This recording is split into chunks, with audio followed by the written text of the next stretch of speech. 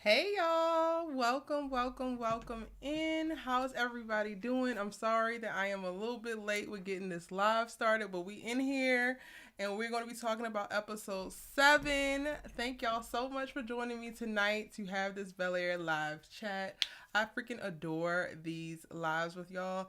It's a lot of work, but I love to get on here and just be able to chop it up and dialogue with y'all about this series. Episode 7 literally continued on in the whole path of greatness and brilliance that is Bel Air. Literally every single episode just gets better and better. Let me know what you thought about the episode in the chat right now. And I'm going to do what we normally do in our lives and go in and say hello to y'all as we get started. Hey, Dakota. I know I saw Big Kev here earlier. Hey, Big Kev. Welcome to the members side of things. Thank you so much for supporting the channel. You are so dope, so amazing, and I appreciate you so very, very much. Official Deeks 94. Hey, Nia Love. Hey, Keish, another member. Tamara, welcome to the membership side of things. Thank you so much for signing up. Dakota, hey. Elizabeth, hi boo, hi. Sanaya, how are you? You're a new face in the chat. HUH, hey boo, hey. Child, these lights is hot as hell, honey. I am hot. Literally running around all day. I posted so many videos today. I was like, oh my god, the subbies are gonna go crazy. Like, Erica, can you stop uploading? I literally have like 3 other All-American videos to post, y'all, and 2 other Bel Air videos. I'm really excited. Like, I love when I'm like super excited about where shows are with their storylines, and that's where we're at right now. Shanoa, hi. Zamiria, hi. Tink loves music. Hey, boo, hey. This episode was probably your favorite so far, Sanaya. Listen, I'm a drama girl, and it was giving me all the drama realness. So it's definitely top tier for me. Like, one of the top, for sure. For sure. Everybody can hear me okay? I want to make sure the chat is looking right. While we get started, let me check my channel real quick. But yeah, drop y'all's thoughts on the episode in the chat. I did do my official breakdown video, so y'all can check that out after we finish with this live. Let me do that for a second.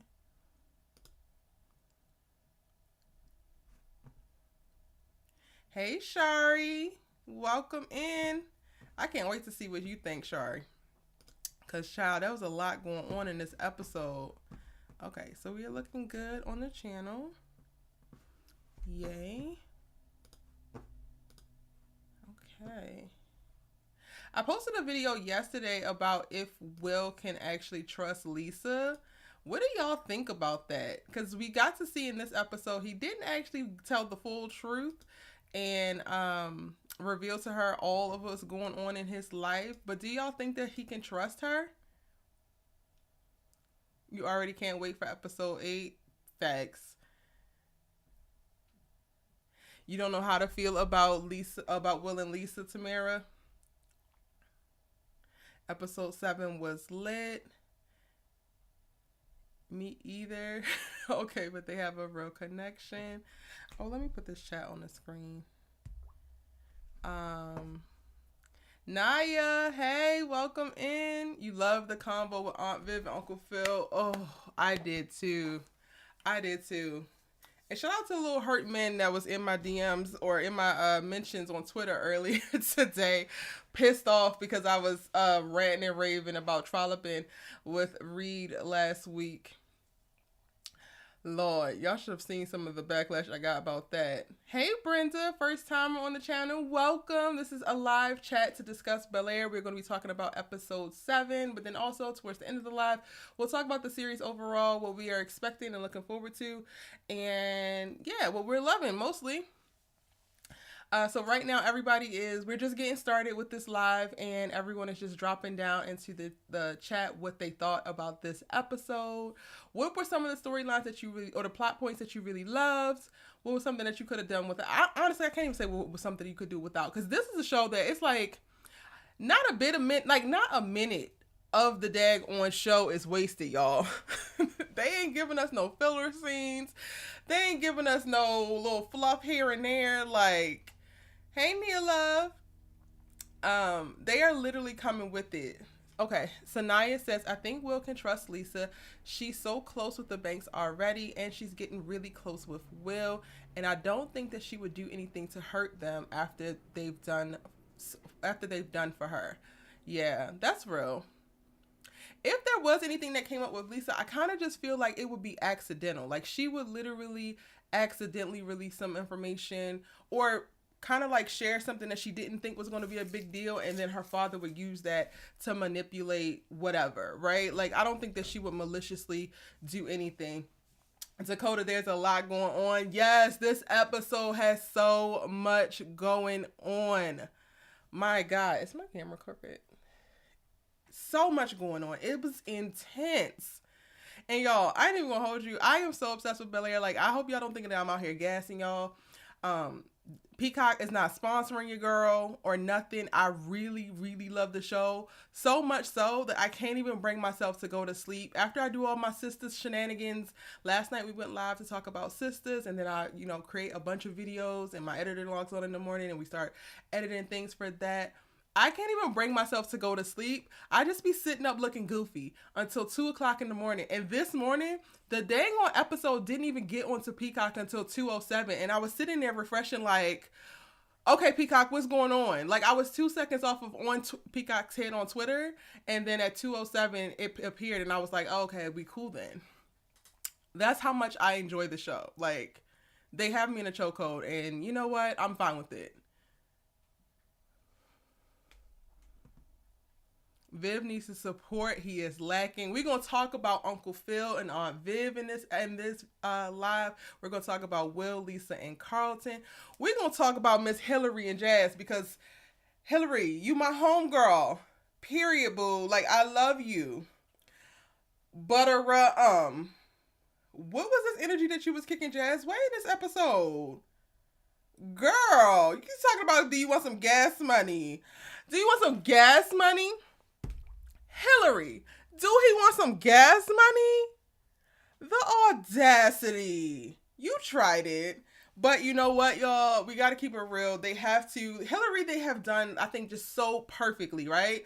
That I should have known that there was going to be something coming that was going to be her actual character flaw. Like, I feel like her character has been swooping in and saving the day and confronting her mother, but still doing so with kindness and grace and all of this kind of stuff, showing up for her family, showing up for her sisters, and it had to be something about Sis. And then this is the thing about Sis. She got a little bit of that elitism to her. She got a little bit of that I come from a certain ilk to her. And Jazz is going to have to get it together with her real quick. He really is. You just finished the episode. The next 2 episodes are going to be lit. Hey, Queen Fab. I agree. Hey, Love Melody Davis. It's just good to see how he showed up at the art event instead of being oblivious. Okay, we're going to try to keep this contained, y'all. So we're going to talk about things in sections, because y'all know I can go on rants for days. We're gonna move this thing along, and we're gonna keep it contained, because they had a lot going on in this episode. Right now, I want to get some of the smaller things out the way. So, like, let's talk about Hilary and Jazz. Let's talk about Hilary and Kylo and what she got going on in this influencer house. I just knew this episode was going to be the episode that she decided that the influencer house was not going to be for her, and she needed to go ahead on about her business. But alas, by the end, she decides to take a partnership that is going to give her $15,000 a post, starting with Victoria's Secret, and she's going to allow the little thirsty chef content to stay up. I do believe it's going to be tarnishing her brand, because when you are coming up, you do have to kind of think about those things. You have to think about if you are going to lead with sex, are people going to lead with sex when they approach you, when they want to work with you, when they want to do different things? They are also going to lead with sex as well. So drop y'all's thoughts about Hilary and her content issues, as well as Hilary and Jazz, because that's the section that we in right now. But we going to get to Aunt Viv and Uncle Phil. We're going to need some time for them, y'all. We got a lot to unpack when it comes to them. We're going to talk about them next, but let's talk about Hilary and Jazz and Hilary and this content. All right, what are y'all saying?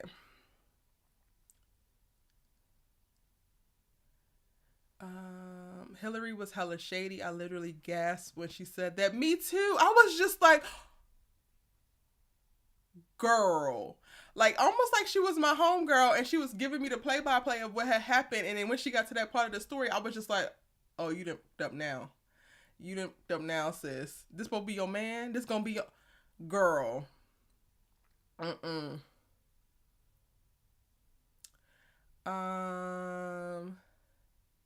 Child, they gave me my ship, Hilary and Jazz. Ship just to take it away in the same breath. My good sis Hilary tried it, but her development arc is hitting right. Listen, they are giving us nuance and complexity with Hilary. Like, it has to be something. She can't be perfect, y'all, and this is it. This is it. Yeah, there's 3 episodes left in the season.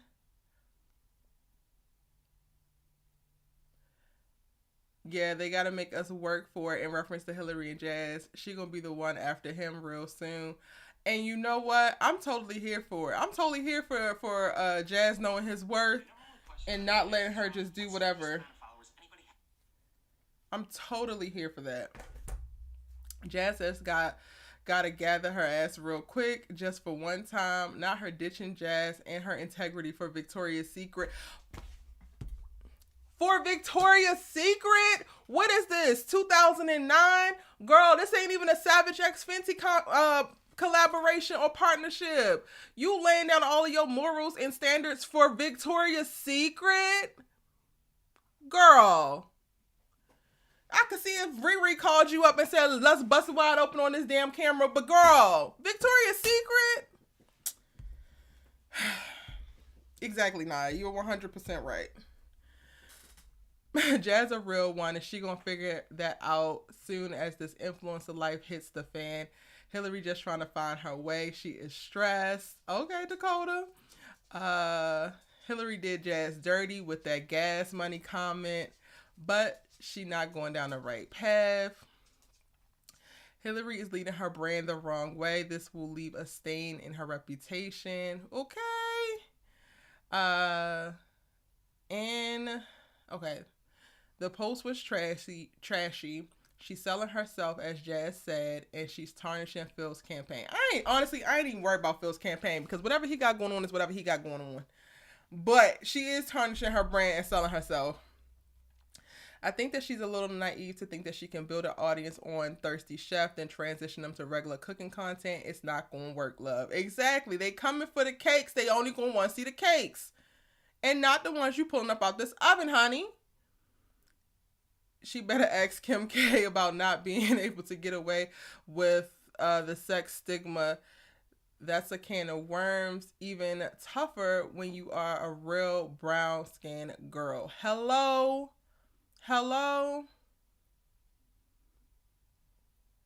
Yeah, Dakota, I'm really sad that there's only 10 episodes as well. Peacock, we're going to need a season 2. We're going to need about 14 to 16 episodes. We're not going to be able to do this little 10. This little 10 that you slotting us, it's not enough. And we can't make it enough. It's not enough, okay?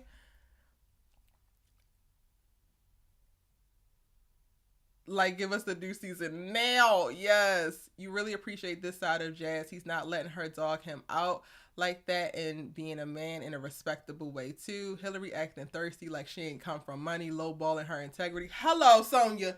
Girl, you got money. You have money, honey. I know you want to make your own money on, you want to stand on your own 2 feet. That's the whole point. You want to prove to your parents that you're not just relying on them. And yes, Viv was on your head at the top of, the season talking about you need to figure it out for yourself and you can't just be around here, living in a pool house and living this lavish life off of their dime. However, you also don't got to do this. Jazz is such a cutie. Jazz is like you selling your soul. Yes. Hey, Kofi.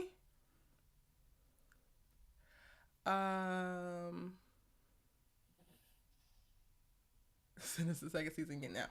So let's talk about Jazz really quick, because while we haven't gotten a ton of him, I think that even with the little bit that we got of him in this episode, they did a really great job of establishing what his character is and who his character is going to be throughout the rest of the series.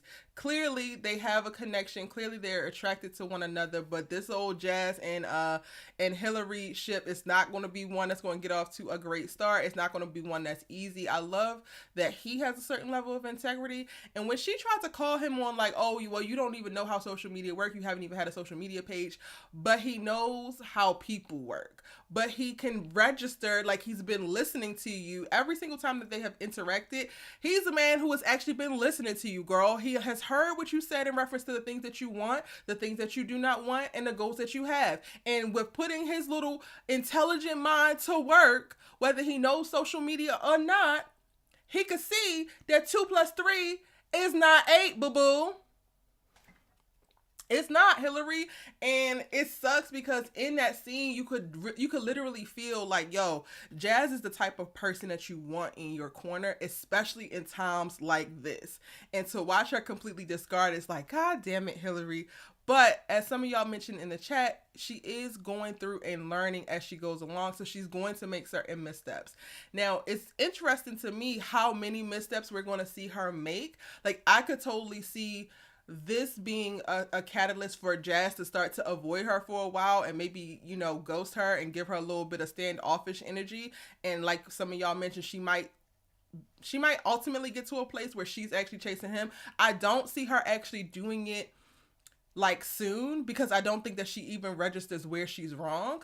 And that's unfortunate. Hey, LD, Charlotte, a couple new people in the chat. Kenny, hey.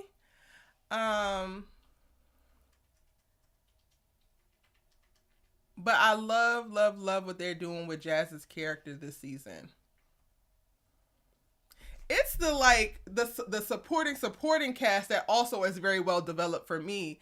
Y'all, this is how you do TV. They put so much thought and effort into every single one of these characters, and it shows.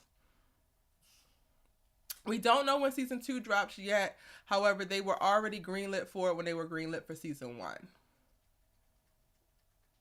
Jazz is your third favorite character, Dakota? He was ready to ride out for her, no questions asked. That's who you want on your team. Literally. And then you get there, you send him to the bar talking about get you a drink, and then you had a nerve to be in there for God knows how long, and I get this drink. And this is LA Price's drinks. Where were they at? They went to West Hollywood, or did they go to Beverly Hills? They went somewhere in that area, so that means that the drink was $26. Why are you talking about gas money? This drink was also $26. You got me sitting here around all these bougie white people that I don't actually want to talk to because I came here to ride for you. And then you gonna go in the back and then decide to sell your whole damn soul, come out here looking at me all crazy and then acting like I'm the one who got it messed up, because I'm just like, well, what happened to the plan? What happened to the plot of the movie, girl? Yeah, I'm gonna need, Naya, like you said, I'm gonna need Jazz to be able to collect her, to gather her real quick, because he's one of the people who can actually do it after having this experience with her. And she needs that. She needs to be grounded for a second in the reality of what's going on. She definitely tried to play my boo and I was giving her the side eye, but she can't be perfect all the time. That's real. But we got to talk about it. Like, again, Hilary is my homegirl. I'm standing her still, but she was set tripping. And the "do you need gas money" will forever go down as the most disrespectful stuff that you could say. Or at least right now. I'm holding on to it like, girl.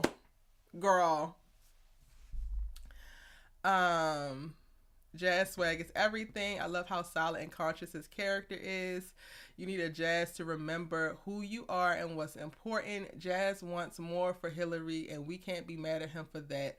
Mail that man to me. Do they got those on Amazon? Where you get that? Brenda says Jazz and Geoffrey are her favorites so far. Plus, it was clear she was lacking street smarts, which he has, and exactly what she needs. I love that. I'm still hooked on Gas Money, child. I am too. It was Jazz's facial expressions and side eye. For me, yes, Tink. Hilary treated Jazz like the Uber driver or the help, girl. And when she did it, I was just like, but you was just kissing him up in the office, girl. So which one is it? Not you house seller and got your groove back for him, like you doing him like Angela did Tay at the start of that movie. Don't do that, honey. The way that Hilary and Jazz dynamic is going to eat when they get together. Eat here. Eat. I cannot wait to see it. Behind Will and Lisa, they're going to be my next favorite ship. For real. Had that man sit at the bar for hours, only offered him some gas money after she tongued that man down like, huh? Yes, Naya. Yes. All right, y'all. So that is a little tea on what went down with Hilary and Jazz and Hilary's storyline in this episode. Aside from that, she was also just responsible in making sure that they didn't tear down the damn house because Will and Carlton decided to throw a party to try to resurrect Carlton's social status, which was already dead in the water. But you know, nothing beats a failure but a try, honey. Okay, so let's shift our gears into that and go back to the top of the episode and talk about Will and Carlton and where they're at, because Carlton has this moment where he got to check Connor, and it's just like it took for Connor to say that at least they can't take this one sport from us for you to get on your high horse and be like, oh yeah, now I'm done. Meanwhile, he was dropping N-bombs like they was candy on Halloween in the first episode, and you were sitting there talking to Will, talking about something. Well, the black people sold it to them. Make it make sense, Carlton. I am trying to get on this journey to Carlton's redemption, but he is just such the walking contradiction. The fact that he literally sits his goofy behind next to Aisha and says, oh, well, what does my rep say? I can take it. And then as soon as she says it, he gets all big in his chest and huffs about and then storms out. Like, Carlton, pick a struggle, baby. Pick a struggle. But first, let's talk about Will and Carlton. Do y'all think that this whole little truce or common ground that they found at the top of the episode, especially knowing what happened at the end, do you think that it's going to last? Do you think that Carlton is going to be able to move past this betrayal? Because we're going to talk about that. Like, how are y'all feeling about Will and Carlton and their dynamic after watching this episode?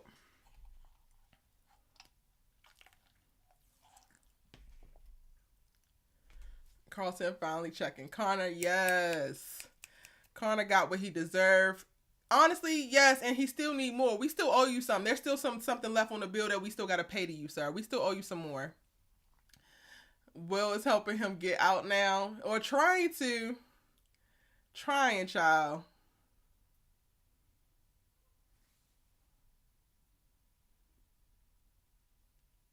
I'm going to talk about my thoughts on Will and Lisa once we get to their section in the live, y'all. I have a lot to say. When it comes to this episode, I have a lot to say when it comes to Will and Lisa and Uncle Phil and Aunt Viv. So we're getting out the little supplementary storylines. We're going to talk about those first. He knew he couldn't take that feedback, so why ask? Literally, he didn't even take a beat to let it land on him. He was just like, like, what? Will was trying his hardest with him, but like Lisa said, he's not going to change overnight. Yes, I think Carlton is going to be able to move past Will and Lisa. I sure hope he will. If he really loved Lisa like he say he do, he's going to have to. Carlton will be mad, but I'm praying that he doesn't revert back, but I won't hold my breath. Yeah, his character could go either way. Carlton might be on demon time now that he know that Will and Lisa are a thing. Facts. That truce ain't gonna last. Carlton clearly needs more time to work on himself. It ain't gonna be easy 180 with him. And that's funny because it seemed like it was an easy little switch just for him to switch into like, oh, I hate Will mode. You don't even know this boy like that. You hadn't seen him for years, since like childhood. Carlton better wake up and let the beef go between him and Will. Lisa don't want you anymore. I don't know if Lisa ever did really want him. Carlton gives me Jordan vibes. I give him a pass, then gotta take it back in the next scene. Naya, what you think about that? I think that he will get to a good place eventually, but it will take some more petty-ish before it happens. Yeah. Carlton found out in the worst way though. Like, this man is going through it. Honestly, I'm kind of trying to figure out how he didn't know though. Like, he had to know that was coming. He knew enough to say stay away from Lisa and to try to blackmail Will with the information that he found out about Trey. So you knew enough in that regard, and then you saw what happened at her mom's fundraiser and how Lisa confided in them. So you know they're getting closer and closer and closer. Like, to me, the math was mathing when it came to Will and Lisa, and it was going to be inevitable. So I honestly was looking at him like, if you're about to play super, super hurt, then I don't know if I can have sympathy for it, because this was clear. Like, this was something that was very obvious that was coming. We don't really care about Carlton's feelings about Will and Lisa because he needs to let it go. That girl doesn't want him back. And to be honest, IDK if he really loves that girl like that. Honestly, y'all, the theme of a man trying to possess something because they don't want somebody else to have it is running rampant through a lot of shows, and I'm starting to pick up on it a lot more, and I wouldn't be surprised if Carlton is suffering from a similar type of thing. Like, he didn't want Lisa until she wanted Will. It doesn't seem like it was a comment.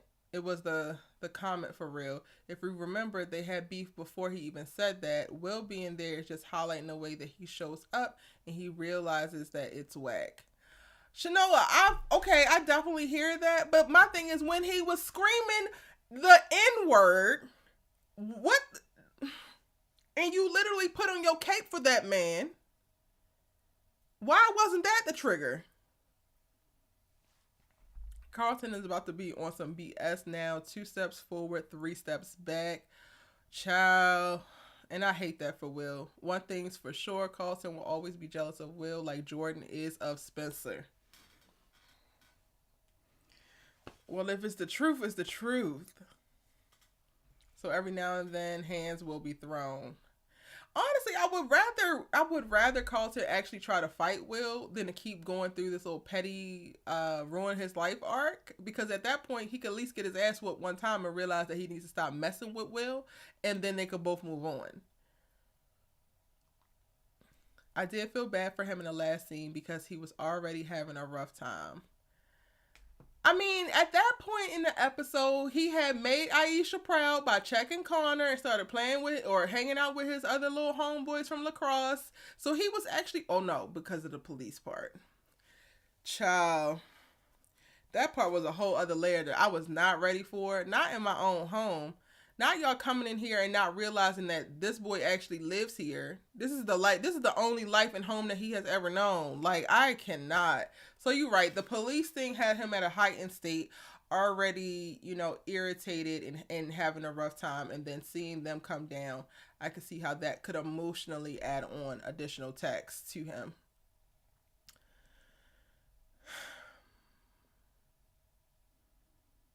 Because Will and Lisa are on another level that he cannot reach. Yeah, and I want to know, like, do y'all think that Will and Lisa are wrong for being together? I phrased this on my Instagram differently, but I reworded it just now because I think that it's a thing for both of them and not just one of them.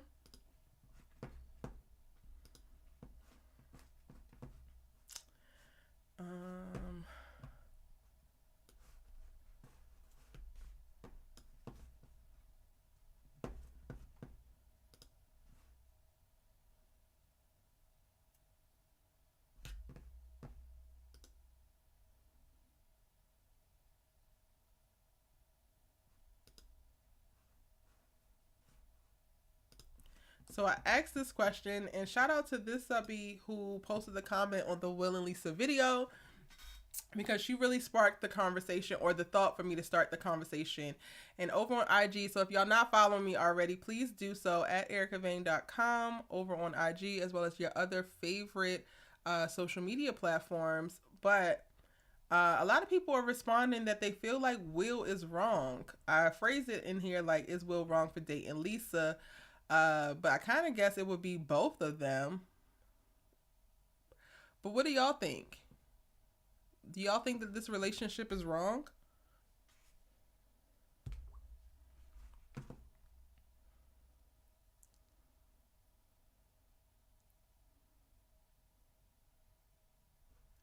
That's the only thing I felt for him. Forget him on everything else. Yeah, the police thing, I will always empathize when it comes to that. Carlton uses Lisa as a crutch. He thinks holding on to her helps him hold his black card. It's giving infatuation and dependency. If Uncle Phil and Fred knew about Lisa and Will, Carlton had to. He just stuck up in his feelings. Ooh. The guilt of Will's face says it all. It took another person to take interest in her for him to step up when it was too late.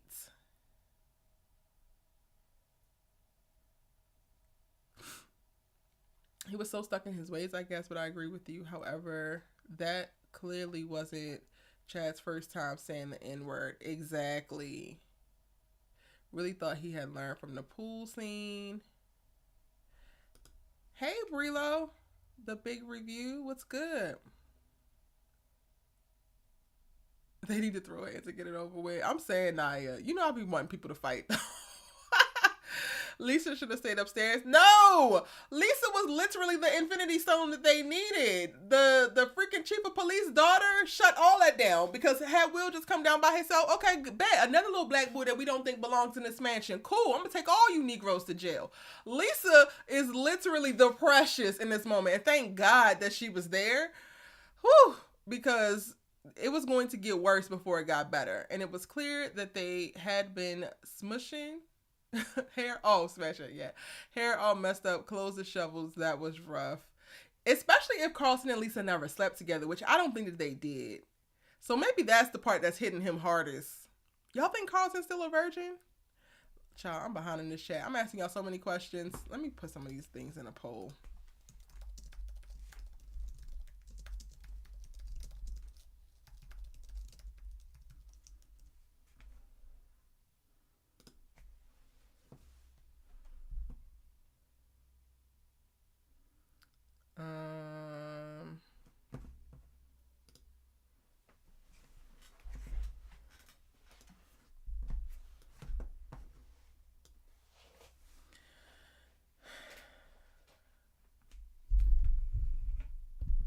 Yes, they are wrong. Will is wrong.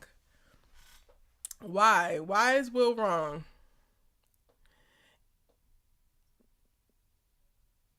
Look, okay, they are wrong for not telling him about the secret relationship. Okay, they kind of are, but the chemistry is undeniable.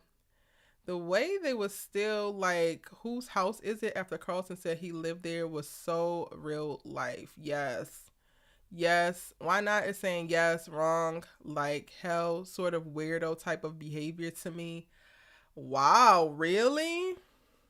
I don't think that they are wrong. I do feel that they should have told him, though, right when they decided to make it official. With the scene with the police, I was like, okay, Carlton, now you're going to see what it's really about and what it's really hitting for. And that should put some things into perspective next time you try to check Will. Hello. I think they are moving a little bit too fast, which means a breakup is nearby. You think that they moving too fast, HUH? It does seem quick, even though it's really kind of hard to track time in Bel Air. Sometimes the episode is the next day. Another time it could be a few weeks later. So it's not actually really clear how long they have actually, or how long Will has been in Bel Air, and then how long it has been since the fundraiser. I don't think it's wrong for them being together, says Nia Love, but I do think that they should have made it clear to him before they really move forward. HUH says, I don't think it's wrong for them to be together just because Carlton and her used to date. Okay.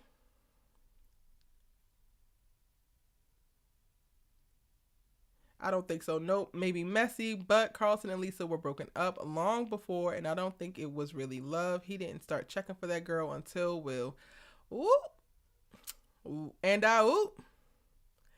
All right, y'all finished filling out the poll and dropping your reasonings for why don't you feel like they are wrong.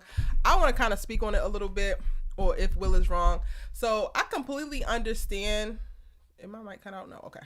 I completely understand the thought behind it. Like, okay, they're family and family doesn't date the family's ex. However, one, Will did not know that Lisa was his ex at the time that he arrived and saw her and met her, engaged with her and all of that. Two, Carlton went out of his way to try to make Will's life a living hell when he first got there, making it like they were pretty much almost not family. To me, Carlton severed that tie of whatever the bro code would have been the moment that he started treating Will like a damn stranger.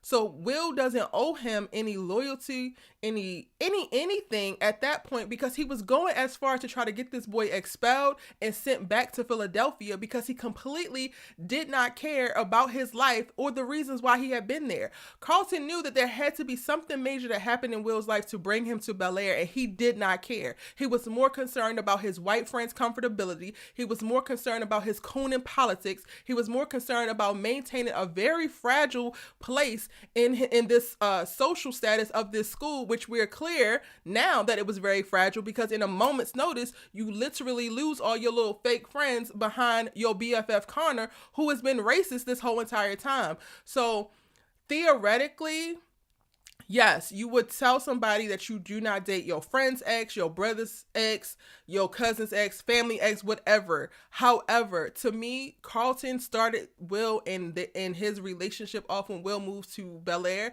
like they were not family. And if that's how you want to keep it, or that's how you want to start it, then that's how we're going to finish it. Now, unfortunately, Will was able to connect with Lisa and build a relationship and spark a connection. And then from there, he learned that, oh, she was actually so-and-so's ex, but by then it was already too late and they were still beefing at the time that he found out. So at what point am I going to owe this boy loyalty when this boy is on my head, coming for my ass, getting me suspended, planting things on, he knew that Connor planted this stuff on him. Like, he just did way too much. So for me, y'all, I don't think that Will and Lisa are wrong at all. Had he come to Bel Air and him and Carlton were already BFFs and are already solid, and Carlton laid out the lay of the land, because Carlton had every opportunity to take Will around, show him what's what in Bel Air, and I doubt that Will would have ever even pursued Lisa if Carlton had taken him like he should have and said, yo, that is my ex, this is what happened, I kind of think I want to get back together with her at some point in the future, X, Y, and Z. Instead, he took his damn energy and decided to coon about. And I don't feel sorry for him. I don't. I really don't. Will and Lisa, frolic about. Enjoy each other, because Carlton don't deserve. Still. But back to what y'all saying.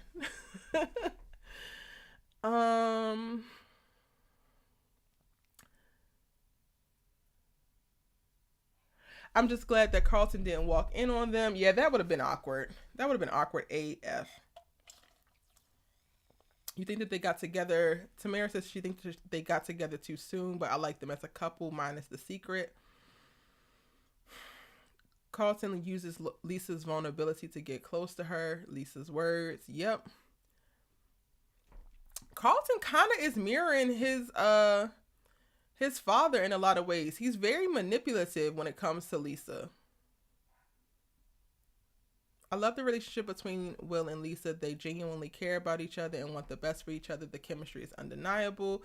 I don't think that he was wrong because of how Carlton treated him in the beginning. He met Lisa before he knew that they were exes, and he might have backed off if Carlton wasn't such a jerk. Literally, I'm sorry, I just read it after I went on my whole little tangent. But exactly, Shanoa. Like, this is Carlton's doing. Sorry, not sorry. Maybe next time you'll embrace the long lost cousin from Baltimore if y'all got one. I don't know. Like, get it together. And Carlton made it so Lisa was Will's only friend. His fault. Hello. Will really cares for Lisa. I feel like Carlton views her more of as a possession. Yes, Nia Love. I agree.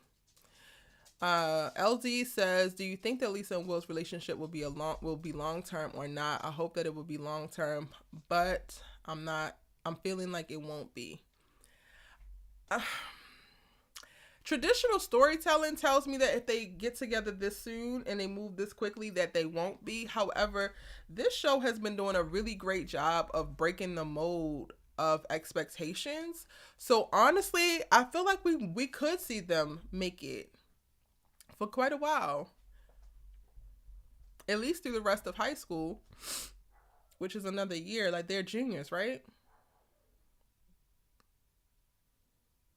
I feel like Carlton and Aisha, I hope they become a thing. Hopefully they become a thing too if Carlton don't mess it up, because Aisha don't play, as she should, checking him all up and down. And I think that Aisha would be really great for Carlton. She will open up his perspective on life and really just get him to move differently.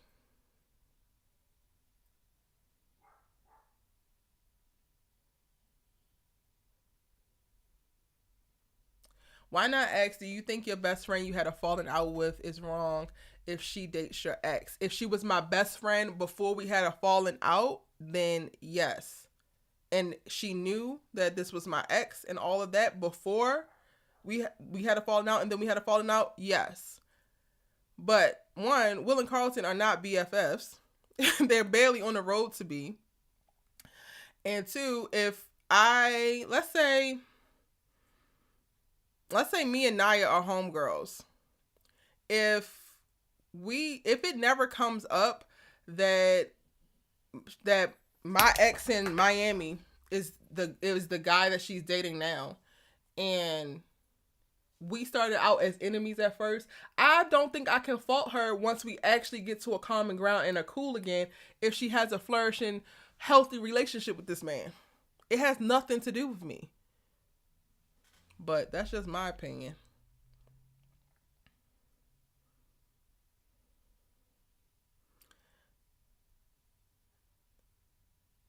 Will didn't get with Lisa to hurt Carlton. There are actually real feelings there.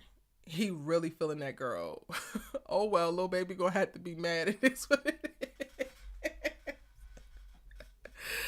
Yeah. Yeah, exactly. I know that we have codes, especially culturally and all that, and we do certain things off of principle, but sometimes there is an asterisk to certain things, and Carlton was moving way too ridiculous to demand or desire any loyalty from Will. He literally just apologized in episode 7, and he has been a menace the last 6, the whole time.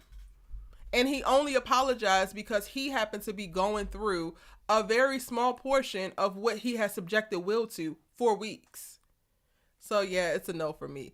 63% of y'all say no. 37% said yes out of 41 votes. All right. I mean, there's quite a few people that do feel like he was wrong, but for the majority, it's like, yeah, nah. And also, like y'all are saying, it doesn't help that Will and Lisa's chemistry is electric. Like, it really does not help that they seem like they are perfect for each other. Well, there it is. He treats her as his property, but she's a human being. Hello. Can we talk about how Lisa was the one who initiated the sex? I was like, go girl, get your... Listen here, y'all. The way that mama...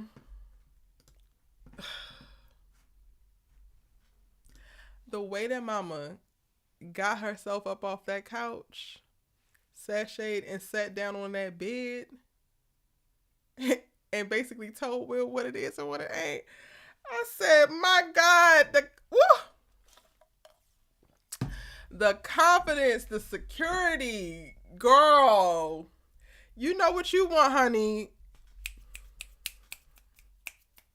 And then the follow up with Will, I love how they did his dialogue because it showed an organic and natural way to do the consent conversation without it having to be, do you consent? Right now, I'm really struggling with how politically correct a lot of media is trying to be in around the consent conversation, but I think that Bel Air has done just a beautiful job with their whole sex scene, and it was just so glorious.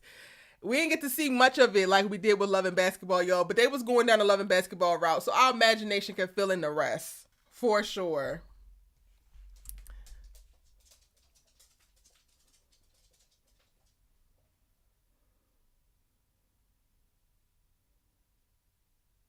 First cousins are supposed to have a closer bond, and it shouldn't matter how you grew up, especially when your mothers are sisters. And the mothers don't even like each other. I mean, again, theoretically, however, I am not going to spend my life being loyal to somebody who continuously shits on me and wants to ruin my life. It's just not going to happen. Can we say how beautiful Aisha is? Yes, we can. Yes, we can. All this glorious melanin running amok in this series. Do it like it's her B-day, baby. Nah, I can't. He and Beulah might break up if she feels betrayed after she finds out about why he really came to Bel Air. Why would she feel betrayed? Like, he didn't tell her the full truth, but he did not betray her. That is a stretch. You mad at Will for not telling Lisa the truth? It's going to be a problem later. How do you think Lisa will react when she finds out the truth about Will? How do y'all feel? Before I tell y'all how I feel, how do y'all feel about it? Nah, exactly. Y'all pulling her government name up into this chat, Miss Beulah. But I'm here for it. Named after her grandmother. Will and Carlton were never close, so all bets are off when it comes for Lisa. Hello. The chemistry between Will and Lisa is so powerful. Yes, Queen Fab, it is. Big Kev says, I love how this episode was shot, especially how the scene flowed together, like Will and Lisa's bedroom scene to Phil and Viv laying in the bed. Yes. It was beautiful. The director that directed this episode, Ava, I actually did a project with her for Google, and she's just really an incredible, creative, down-to-earth spirit. Like, she does a lot of work with Queen Sugar, and she also did a lot of a few Insecure episodes as well. So you could see, different elements of like her style from those shows as well in tonight's episode. But you're right, because it was shot beautifully, directed beautifully. Will has to tell her if she finds out from somewhere else, I think that she will feel a way about his omission.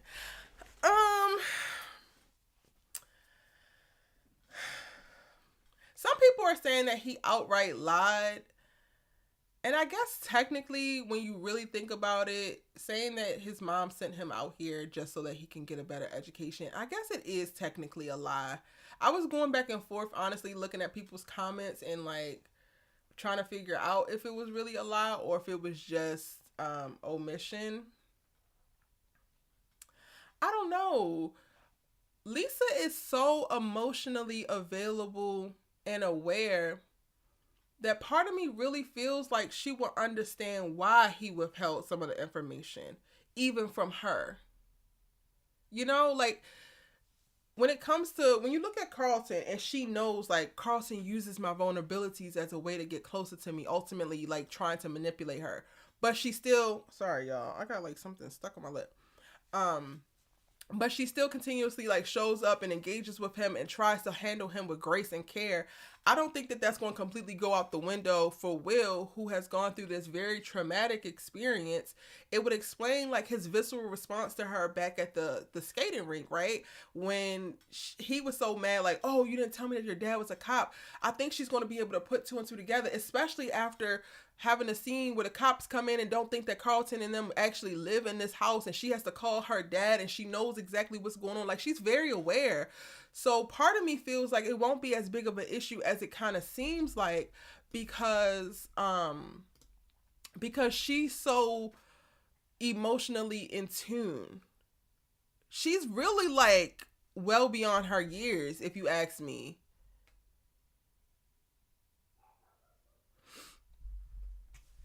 Yeah, Lisa is the most mature female at this point in the show. Well, aside from Aunt Viv, but she's really solid. Alexa, play I'm Ready by Tevin Campbell for Lisa and Will. Hello. I was just thinking about how they might spin it. I would actually understand, but there's no drama in her understanding why he didn't tell her. There is, though, because you could go, like, you don't have to go the like direct in your face confrontational dramatic route. You could go the I understand why you didn't tell me, but that just tells me that you really don't trust me, so maybe we moving too fast. And she could be a little bit more passive aggressive that way. But that's just me. Like, if I was sitting down in the writer's room and I was thinking about the avenues and ways to go, that would to me create like even a bigger open lane. And then honestly, Lisa and Carlton do, still continue to speak, and they could potentially talk about it. Because Carlton honestly might be the one who actually reveals it to Lisa. I don't necessarily think that he's going to go to Fred with it, but I could totally see him telling Lisa, like, this is who you go for, this thug from Philly, yada, yada, yada. And then they start to communicate. So it could still be drama, even if she's like, I understand wholeheartedly why you didn't tell me. But that just lets me know that you don't trust me like I thought you did. Which to me would hurt even more. It's like, but I do trust you, girl. I love you. What you mean? I love you. I personally don't see what's the big deal. It's not like he shot and killed someone. Yeah, sorry, that's real. There definitely will be a breakup when she finds out. He lied to her face with a straight face. Tony, you put this comment on one of the videos, and it's like, the way I read it out as if you typed it, I feel like it sounds so much harsher than it is. Like, you said he lied to her face, like he just bold-faced got up in her face and told some bullshit. He just kind of like massaged the truth. I don't feel like she needed to know the full reason. As long as he is not repeating the past, no need to bring it up. Onward and upwards. Hello? If she loved him, it can slide because it was before he met her. So he did nothing wrong. Yeah, I think it's going to be a conversation not about if he was wrong for what he did, but just how honest is he going to be with her. Will is not in the wrong for not telling Lisa why he's really in Bel Air. Kenny says, I don't mind that progression, but I'm concerned about them taking this next step when Will wasn't fully truthful with Lisa. That's a vulnerable step, which in my opinion requires full honesty. Okay, but do you think that she only made that step because of his response to her question? Because in me watching the scene, Sis was ready and wanted it regardless. That was kind of like, I guess, they foreplay. It was something that she wanted. To me, it would have been a different story if it was played like that one thing, his response is what opened up her world to like, oh yeah, I want to go to the next level with him. It seems like that's something that she wanted regardless.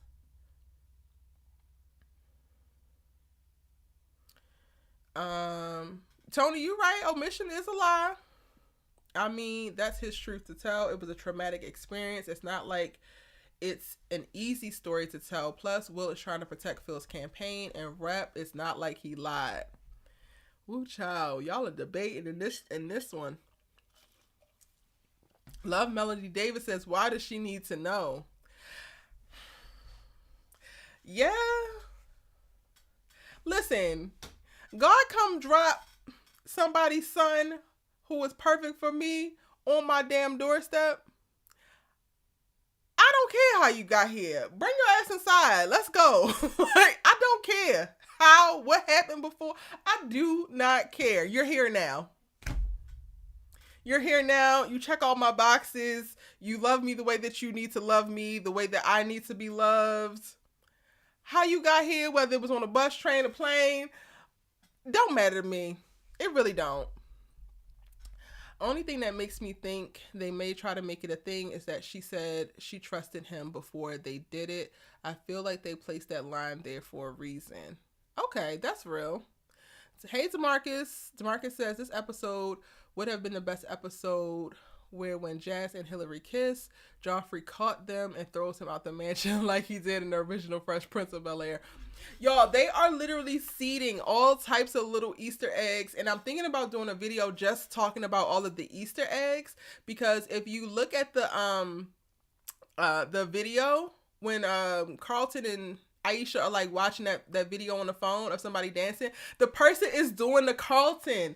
And if you go back to like episode 1 when Will is on the airplane, he's drinking out this champagne glass with orange juice, and that's in the original extended version of the theme song. So you're right, DeMarcus. I mean, I think that this episode was really a great episode regardless, but there are little Easter eggs that they are planting that aren't necessarily as obvious initially from the Fresh Prince of Bel Air, and I think that even that is just so dope that they're layering in those little moments. The reason it will be an issue as it may come up during the campaign, and she would be at a disadvantage to help do damage control for Will and Phil. Maybe like, oh, she could have helped, but you didn't tell me. That's an interesting take.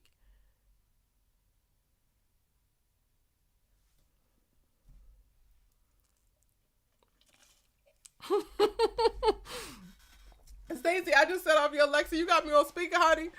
I'm here for it. Go ahead and vibe out for a second. Big Kev is forecasting that Will and Lisa having a baby Nikki. Oh, Jesus. Not another teen pregnancy, honey.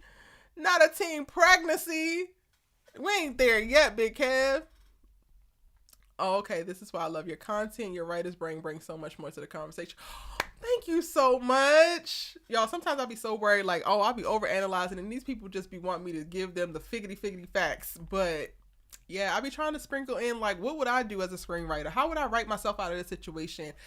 And in the experience of, like, working on my show, y'all, and doing my own writer's room, like, it takes a lot. Crafting a whole season and, like, creating certain plot points and storylines and tracking certain things and, like, putting something in episode 2 and if it's like a long game type of thing, seeding something in episode 2 and then making sure that you double back or you like nod to it in episode 6 and then make sure that you bring it home and like give the payoff for the audience in episode 9. Like, that stuff is real.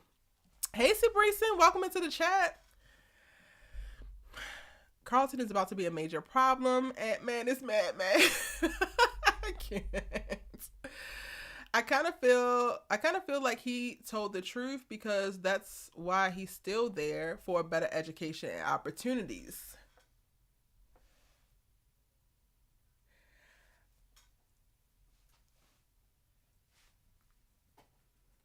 Nia just gave me all I needed to defend the idea that he ain't lie.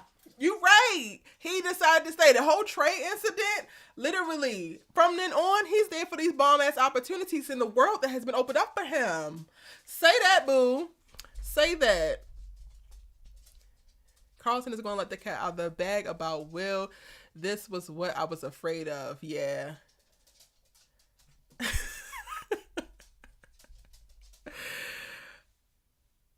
She could have slowed down and maybe waited if she knew the truth. Tony, so you think that her knowing would have made a difference if she would have slept with him that night? Is that what you're saying? We need Geoffrey, the fixer, to come in and lock him in the west wing of the house before he blows the setup.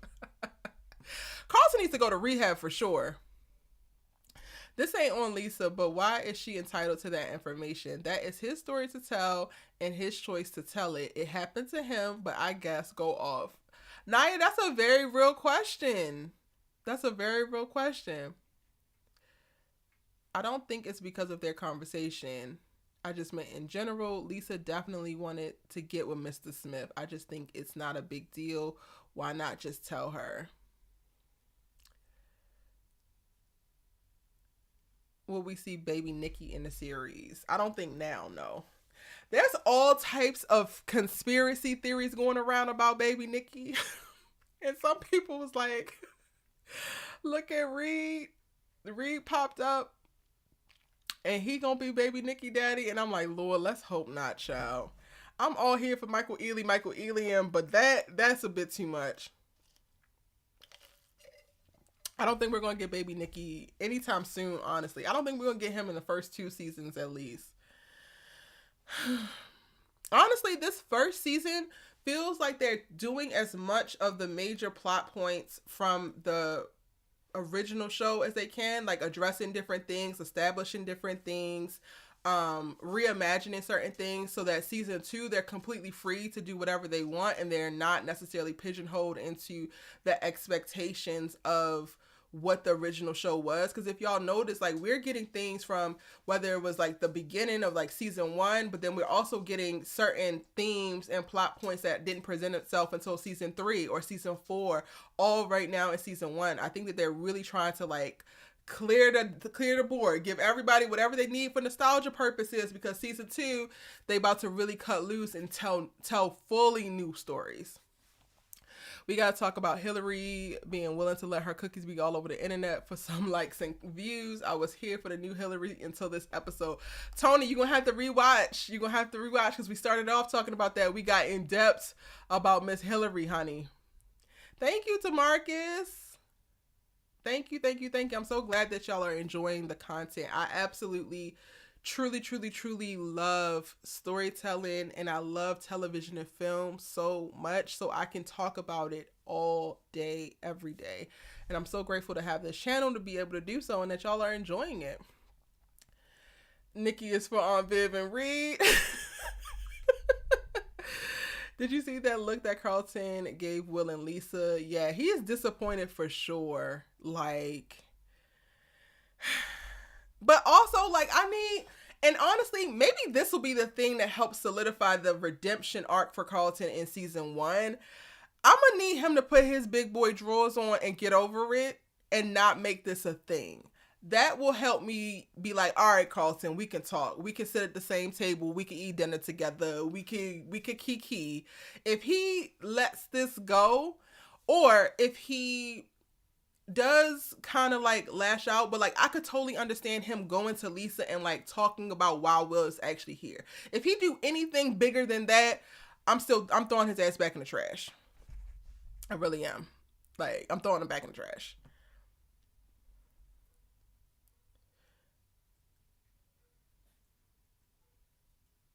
I don't know who hates on who more, Carlton versus Will or Tariq versus Kane.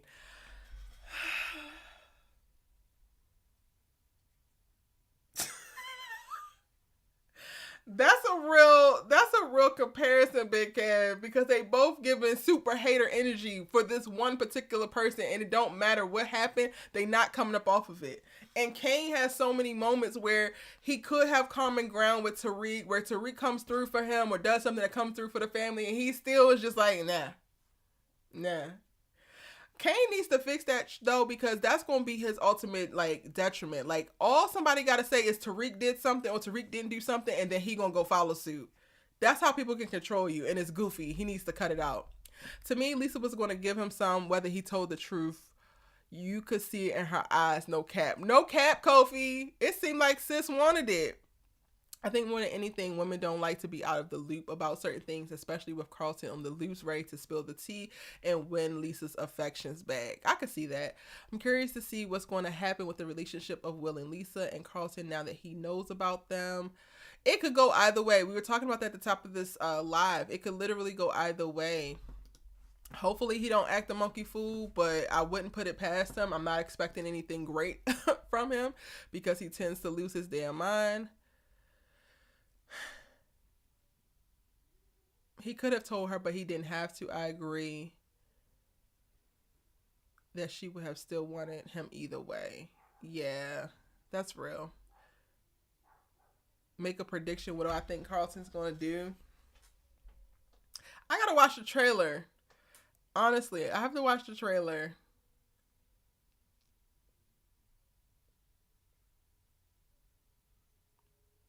A bunch of secrets are coming out next week, though, so... Because I think I did I do a synopsis breakdown for that? I read the synopsis, and the lights go out, and it's real. Kane do be putting lives at risk. Remember, everything's going to be fine until the Weasel Connor made the complaint. So I need a couple of goons to go see him. And Carlton, like, he literally called Carlton and told him, like, basically it was like rubbing it in his face. Carlton just continued to go upstairs looking for Will and Lisa like he didn't understand the assignment. Like, he literally just told you something's about to go down. Why didn't you prepare yourself and the others? You so busy worried about Will and Lisa. I knew it when she came to charge her phone in the room. Like, there were no other charges in that big ass mansion. Okay, girl.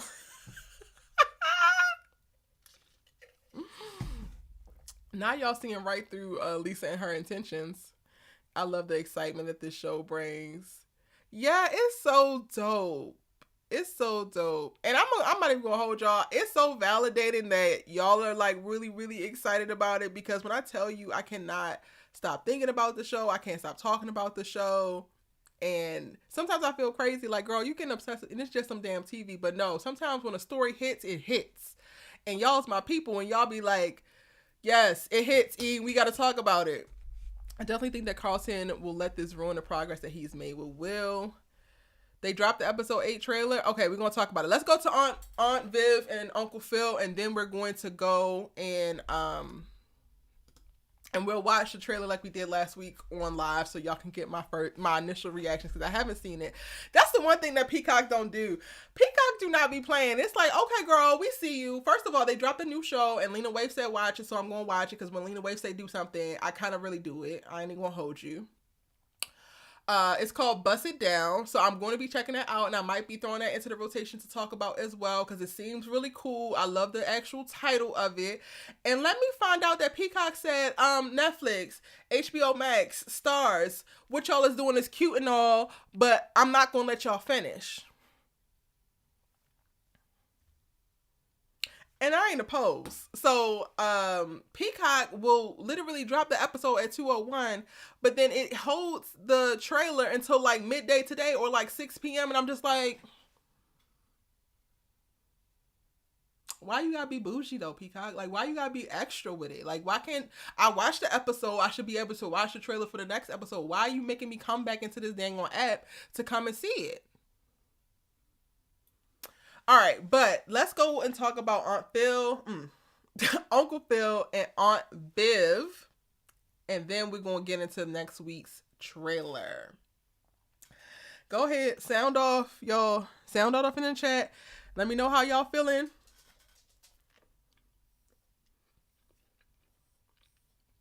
Not y'all got to go check it out.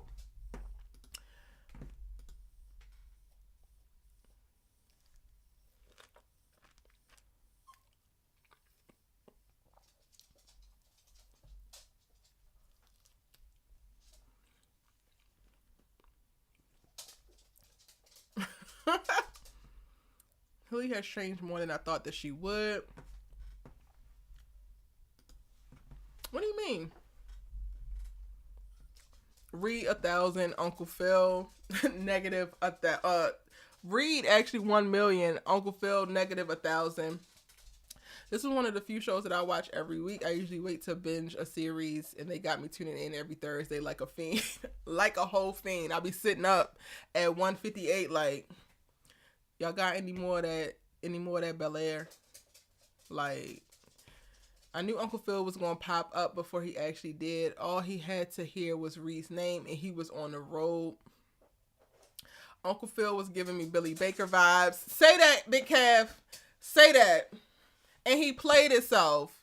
He literally played himself. Uncle Phil pissed me off so bad in this episode because he continues his toxic trend of literally not seeing her. He is so captivated by the competition that is now Reed Broderick that he cannot even see how he continues to make missteps with his wife, overlooking her as a whole complete person. Like, what? What? I don't get it.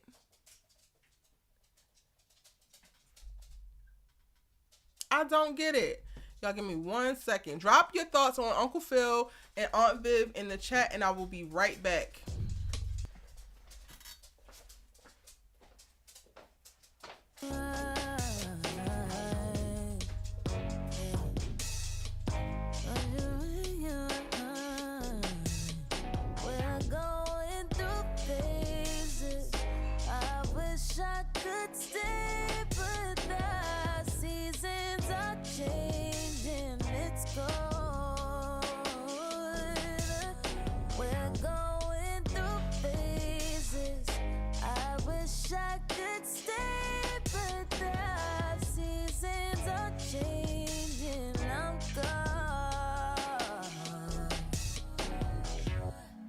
Can't nobody love you like I do, and can't nobody hate you like me too. Always turning nothing into something I do, when it's always you. But even when I leave, I fall right back into you. Then winter comes right back around. We're always so up and down, down. We're going through phases. I wish I could stay, but the seasons are changing. It's cold. We're going through phases. I wish I could stay, but the seasons are changing. I'm gone. All right, y'all, my bad. I had to feed y'all little cousin Cole because he was sitting here whining. I couldn't tell if y'all could hear it or not. All right, what are we saying about Aunt Viv and Uncle Phil? Kobe says, I understand Uncle Phil's concern. Can't fault a man for trying to support his family and his woman, but he needs to be more perceptive about Vivian and her feelings.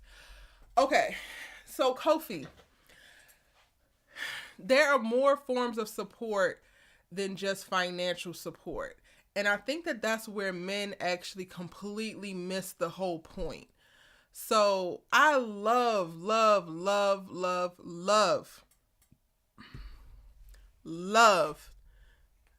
that they have in their relationship that they can say a cold word, radical honesty, and it immediately unlocks a level of their conversation that frees them to be completely honest, and they won't judge each other, so they can communicate exactly what they feel, what they're thinking, and how they're perceiving whatever the situation is that they're in. That to me lets me know that they do have a solid relationship. They do have a good foundation.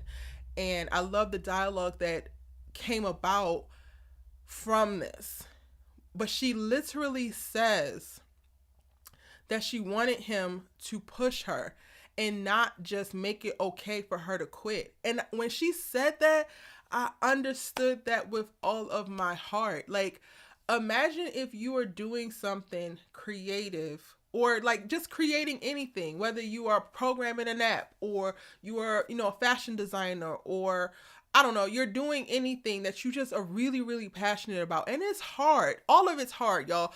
Being a YouTuber is hard AF. Being a business owner is hard AF. Like, my life is hard. I am exhausted more times than not. I am confused a lot. I am second guessing myself and insecure and wondering if I'm making the right decisions, if I'm saying the right thing, if I'm doing the right thing, if I'm making the right connections. All of these things is happening. The last thing that I need is for somebody to come into my life and be like, well, life could just be so much easier if you didn't care about anything and you let me pay for everything.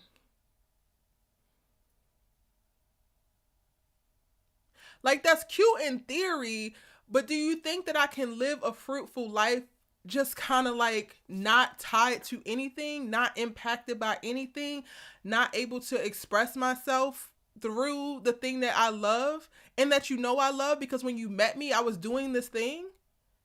Like, I could not imagine saying that I supported somebody that I love, whether it's a romantic partner or a sister or a mother, brother, whatever, know that they have this thing, this talent, this love, this passion, this belief, and be 100% okay with them walking away from it, and me never mentioning it again. When she said that she had friends and family that asked her when she was going to go back to doing art, and in the last 15 years, her husband never asked her once, that hit me in my heart like, God damn.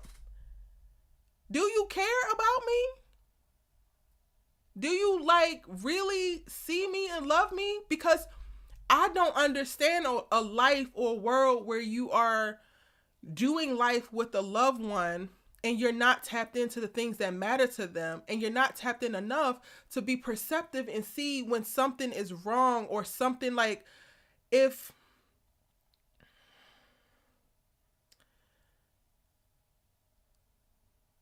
one of my good homegirls who lives in Miami, her name is Mariama. I have done lives with her, so y'all have seen her on the channel. She loves to read. She loves to read all day, every day. She will always have a book. Her bookshelves are amazing. Her libraries are amazing. Her thing is she loves to read. She loves to go to the park and read. If this woman stopped reading for a week, I might not say anything, but I would notice. And I don't even live in Miami, but we talk every day. And she talks extensively about the books that she reads and the stories that she loves. If she stopped it for a month, I would be like, hey, what's the last book you read? So I could get an understanding of when was the last time that she actually did this thing that she so-called loved. If she did it for a year, I would be on Amazon like, girl, I just sent you a couple books. Let me know what you think about those. Those seem like the ones that you used to like, for real. 2 years, I'm like, all right, can we go to this book tour, this book signing? I know that Tia Williams is your favorite author. Can we? Like, there's no way that I'm letting a person that I love go 15 years without doing a thing that they love, and completely let them give themselves fully to me and my campaign and my career and ambitions, me and this family that we have built or we're starting to build, and completely lose that part of themselves. I don't want no half-ass people in my life. And not that she's attempting or trying to be half-ass, but I only want whole, full, happy people, because that's how you make happy relationships. That's how you make happy lives. That's how you make happy unions.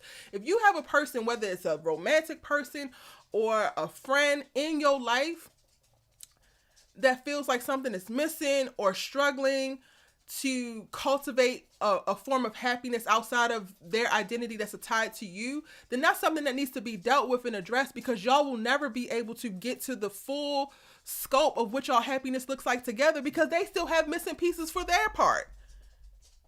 Like, I could not imagine dating somebody, and if I stop writing or directing or producing, and this fool never asks me, girl, so what's the next thing you want to do? What do you need? How can I help? Have you seen this? I watch television and film, not even just for the channel, y'all. I have always been this way. I watch television and film like it's going out of style. I have watched everything Black I can get my hands on since I was a child. Every bit of my family and friends know that Erica watches television and film. If Erica stopped watching television and film tomorrow, 3 days from now, my family will be on my head like, girl, is you depressed? What's wrong with you? You ain't see Bel Air. You love Bel Air. You ain't watch All American. You love Spencer James. Layla just did X, Y, and Z and you don't know. What's going on? You need something to eat? You tired? What's going on, honey? And that's like within a week or two. They have gone 15 years and he ain't said boo about her art. That is a problem. And I know that it sounds super dramatic, and I'm saying it this way because it is. And I am praying that men watch this show and see how big of a problem this is. And not that it's one that Uncle Phil intentionally did. Like, he's not being malicious at all, but it's neglectful AF.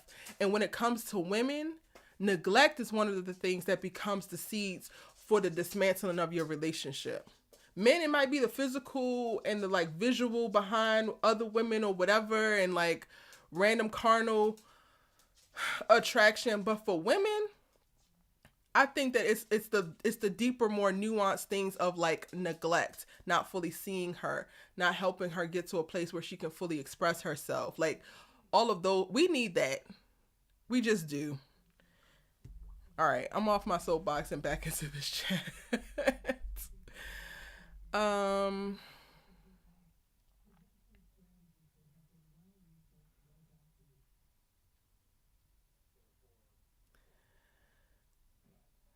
So again, Kofi, I'm not punishing Phil for making it financially and doing well where he could take care of everybody within his family, including Viv. However, you cannot truly love somebody and be okay with them losing parts of themselves and thinking that you can just fill that hole with money. It not the world don't revolve. I mean, the world does kind of revolve around money because our world is trash, but like true love, connections, and what you're building within the confines of your marriage, it's going to need more than money. It's going to need your ass to actually pay attention. When Uncle Phil started shooting himself in the foot, the first thing that came to mind was, you know you're fucked up, right? You know you're fucked up, right? The moment he started running Reed's whole facts, you know you're fucked up, right? You know you fucked up, right? He was doing good. He popped up. We know why he popped up, but he played it off. Girl, spin for me. Look at you. Look at how you looking in this dress. I want to just be here with you. Bump this campaign. Bump them meetings. I'm here to lock in with you. I want to prioritize you. He was giving. She was falling for it. And then he decides to run down every woman that Reed and slept with. Sir, how do you know? How do you know? So were you in the campaign meeting or were you on Google, honey? Which one was it? Because either way, you wasn't paying attention to me and looking into my artwork, which is ultimately the biggest problem. You have time to go look up everybody that Reed is fucking, but you don't have time to go look at my paintings or realize that I'm actually painting in this room because you didn't have no idea. And I ain't done it in 15 years. Meanwhile, I'm spending extra time in this room. But you had time to go look up all the women that he slept with and know that they beautiful and know that they artists and know they names first and last. You know you done up, right? I was just like, Phillip, we can't even save you. What is wrong with you? If Reed is what it took for Phil to hear the truth, that Reed understood the assignment and he still supports Viv's art. So Reed is still winning the race as far as I'm concerned. Listen, and honestly, y'all, that's where I really wanted to get to. When I was telling y'all, like, listen, Michael Ealy go Michael Ealy, and on Viv, my guy, go ahead and see what peek around the waters and all of that. That's ultimately what I was getting to. I really knew that Reed was going to be the thing that would come in and disrupt this rut that they are in within their relationship. And he was going to force this conversation, whether this conversation is going to push them forward to build a stronger relationship and point out these holes so that they can address them and start to fill them, or it's going to break them up. But he was going to do one or the other. And I'm still here for it because it needed to happen. Vivian's story is literally the story of a strong, intelligent Black woman who has sacrificed herself for her family and is arriving into her middle age years and not feeling like she has anything for herself. And it's unfortunate. And nobody wants her to continue to be miserable. Tamara says the whole conversation was whack. Uncle Phil needs to just focus on the election and let Reed be her cheerleader. Honestly, Viv deserves it. She deserves this cheerleader. She really does. It seems like he was too wrapped up in his own life and never really taken into consideration about hers. Yes, Dakota. The show has been... The show should be 2 hours. I love it so much. Yes, sweetness. They could go ahead and drop 2-hour episodes, honestly. Why they going ahead and breaking the mold? They not doing reboots how everybody normally do reboots. Go ahead and redefine how we do television. You can give us 2 hours. We would take it. He was doing such a good job, but had to keep talking and messed up the whole night. Yes. Yes, I love how Aunt Viv took her own advice and said, I'm going to save myself. Yes, Tony, it was the foreshadowing. Going back to her conversation with Hilary and like, you could get your father to save you because guess what? He's going to always show up and do his best to save you in the ways that he knows how. But can you figure out what you can do for yourself? And how powerful would that be? Hello? And it's the giving the advice and then going ahead and taking it for your damn self for me. Phil feels like she had to give up her dreams, and when she needed him the most, he left her to fall. Ooh. Joel says Uncle Phil can pay more attention to Aunt Viv than Reed. Then he needs to start doing it. I said this in my breakdown video, y'all. Like, Phil is fighting Reed for something that he already has, and ultimately, because he's so preoccupied fighting a fight that he don't need to fight, he's going to continue to lose. He's literally going to hand her over.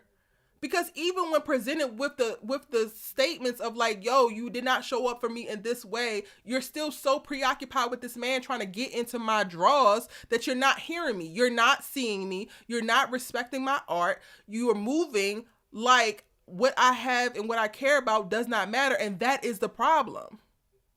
Y'all, I actually got into it with this dude on Twitter. Let me bring it up. Let me know what y'all think about this. I can't. Me and arguing with people on Twitter is hilarious.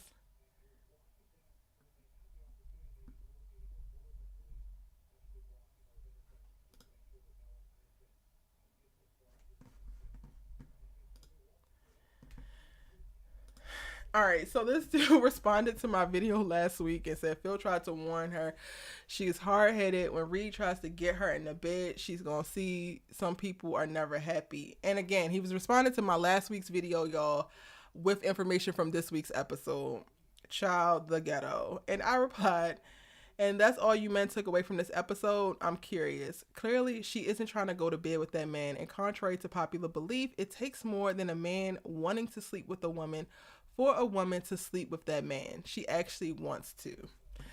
And I think that that's a big point that a lot of men miss. Maybe y'all really do believe that if another man wants to sleep with your girl, then it's already a done deal because that man wants to sleep with your girl. But y'all are like forgetting the part that your girl has to actually want to sleep with that man. Vivian literally tells him that she don't even pay attention to how Reed is looking at her. She is captivated by how he looks at her art. She literally gives him the blueprint of like what is so intriguing about this interaction with Reed, and he completely misses it because he's so focused on the idea that Reed is trying to fuck her. Meanwhile, she's just trying to stand in the art gallery and watch Reed watch her art. Go ahead and follow me on Twitter if y'all want to see the rest of that little exchange, because that boy got in his feelings and I had to gather him real quick and then send his ass straight to hell. So what else? What am I missing in this chat, honey? Reed is getting exactly what he wants without even having to try hard. Phil is doing all the work for him. Period. Phil should have trusted Viv to handle herself, or he could have at least got Geoffrey to send one of those business associates to keep an eye on her. Hello?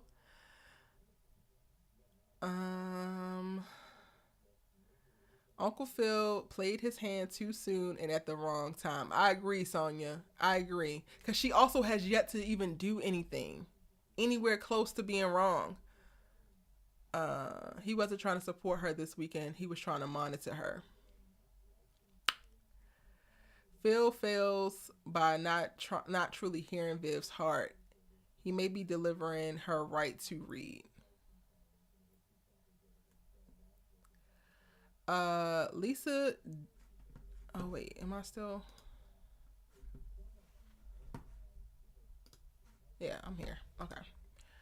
Lisa didn't even give Will time to tell Carlton before she jumped his balls. I can't. Joe, you've already posted that comment in the chat, so at this point, you're spamming. When she said that, it hit me hard, too. Would Phil want Viv to just tell him to go ahead and pack up the damn campaign and his whole and be a whole house husband? I'll wait.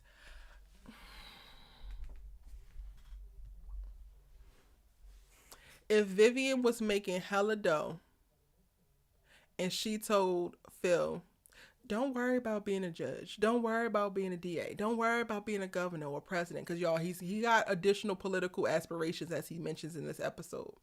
I got us. Stay here with the kids. Would he feel supported?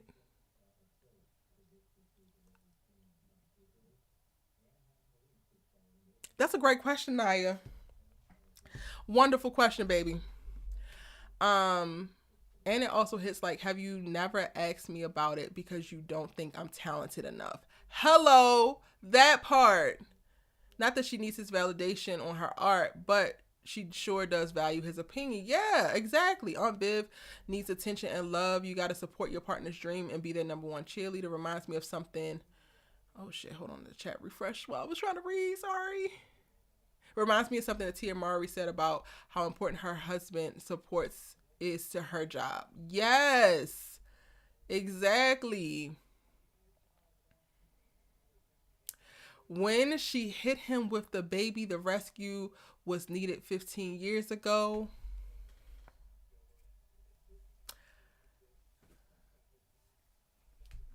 Phil, you did not understand the assignment.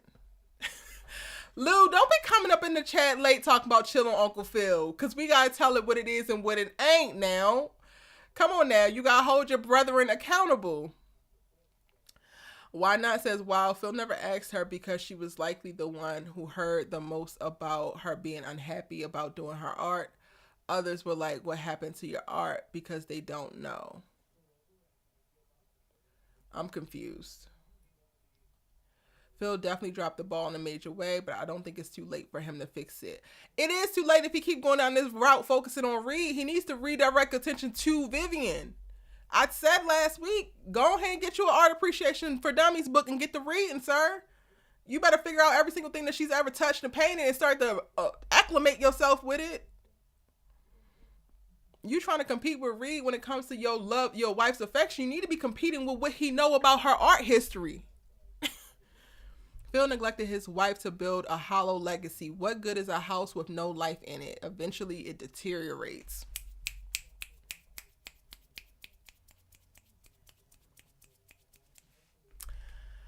Okay, hey, to go to you back.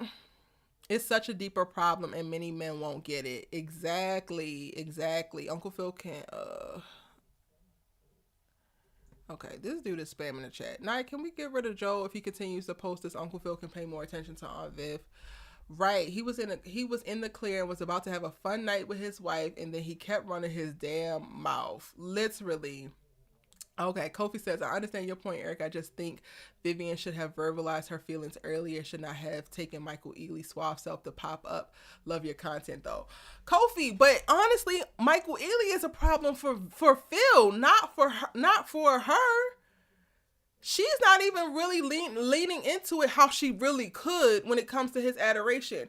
Michael Ealy literally is a problem for Uncle Phil. So, honestly, that's the thing to take up with him. It should not have taken another man's interest in your wife to make you want to double back and see what she got going on over there, whether it's Michael Ealy or anybody else, you know.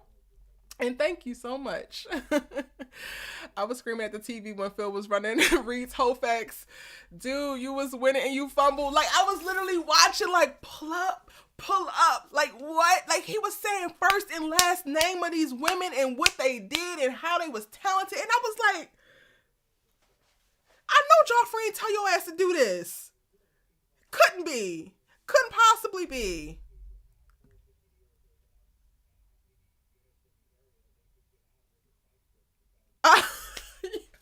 Cam, you feeling a 24-hour live season finale recap for me?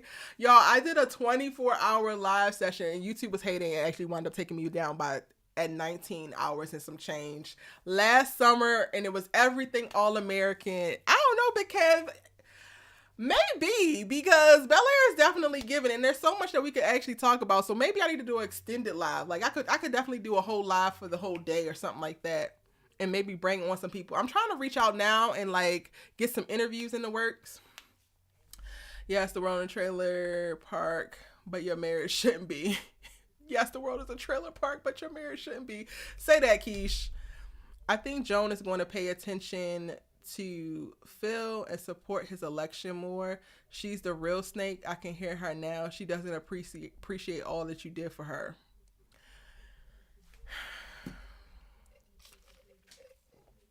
And Hilary better be right there to whoop Auntie Joan's ass. That's all I'm going to say about that. Dang, Phil about to lose the campaign and his wife all for being Peacock. Exactly. All for being a peacock out here.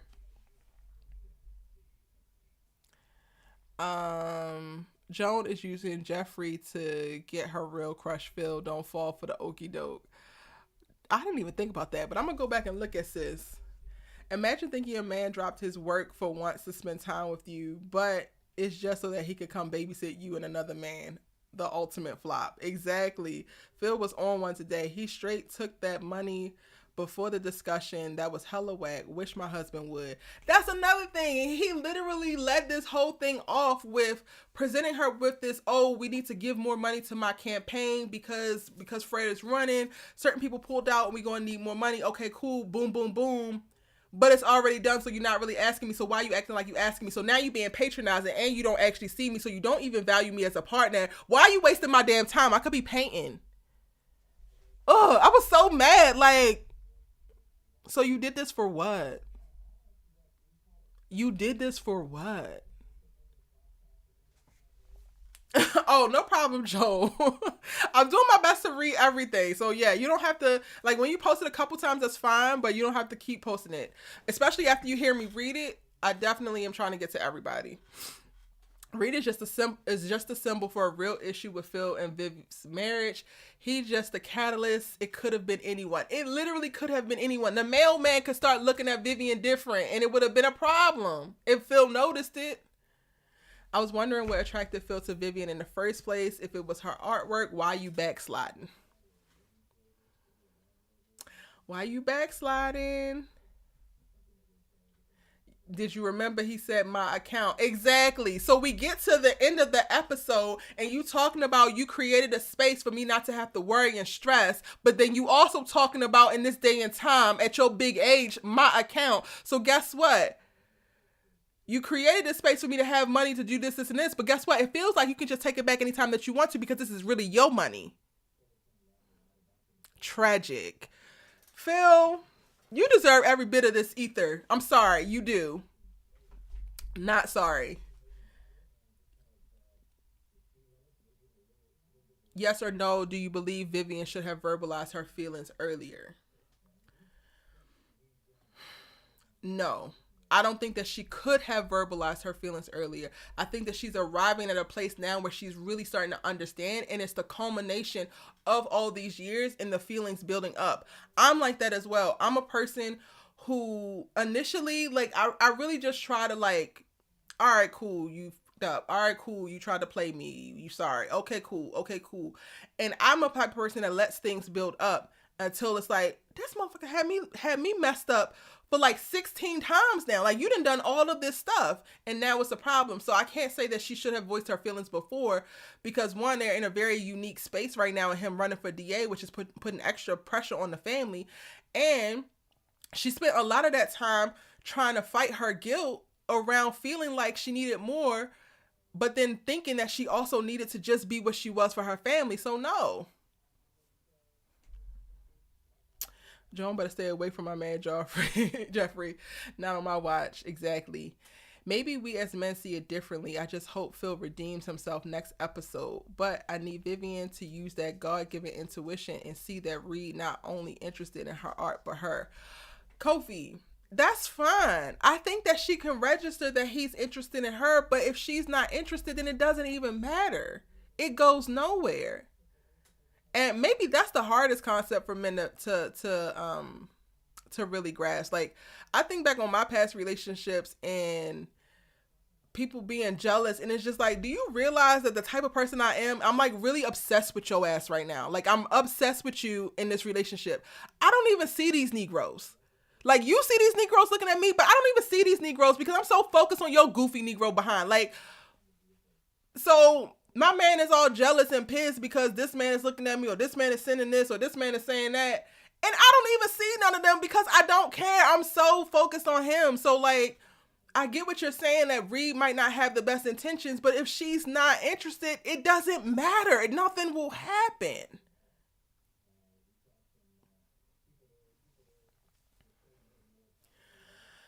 I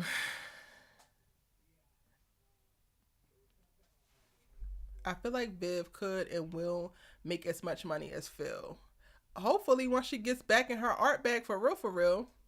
How do we not know that Viv didn't express her feelings in the past and Phil didn't just listen? You right. We don't know that. We don't know.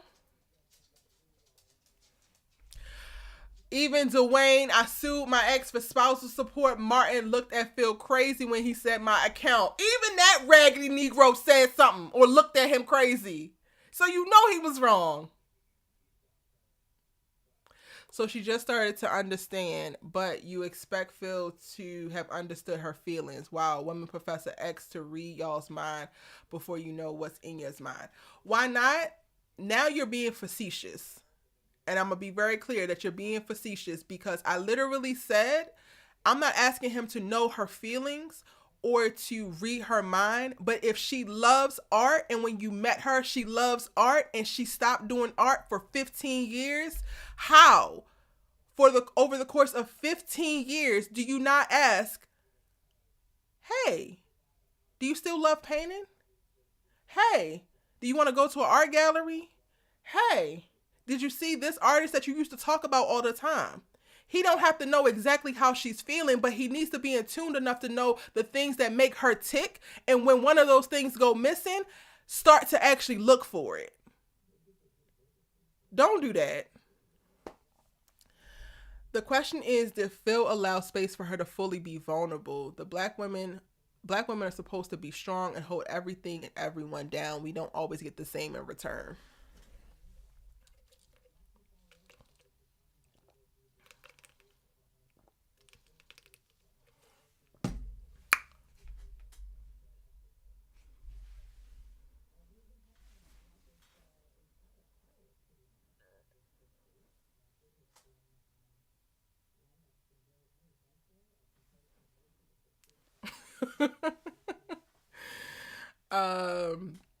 Reed might clap on Viv's cheeks in episode 9. DeMarcus, it don't seem like she wants that right now. Now, if she starts to seem like she's taking the flirtatious advances or looking into like wanting that, then I will speak on that. But right now, I don't see it at all. She literally walked in on that boy looking at this painting and was like, why are you in this room? Boy, you need to get out of here.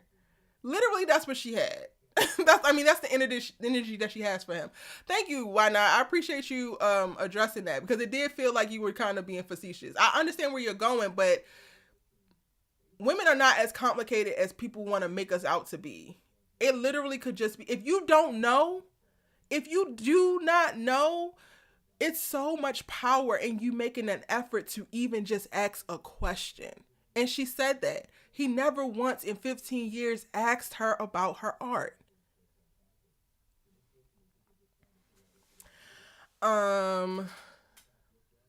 Kenny says, yeah, it's really sexist. Women can decide. Just because a man wants a woman doesn't mean that he can have her. We need to stop with the possessive toxic pattern. Hello? Women, sound off. Is it like, are you automatically attracted to men that are attracted to you? Because I'm not. I am very like, that's also why I have been single for an extended period of time, because when I shut down shop, I'm just like, I don't care. Like, I don't care that you're looking at me. Hey, beautiful, I don't care. I don't care at all. When I'm in a relationship, I don't care what these other men got going on. When I'm not actually interested in dating, I don't care what these other men got going on. And even now, when I'm out and like open to dating more, people are approaching me and I'm just like, you ain't it. Like, it's going to take more than a man wanting to get with me for me to get with him. It's like, it's not automatic. And maybe men feel like it's just automatic. All you got to do is have an interest in her and come say some slick stuff, and then all of a sudden the panties fall. Like, nah. For most women, that's not how it go.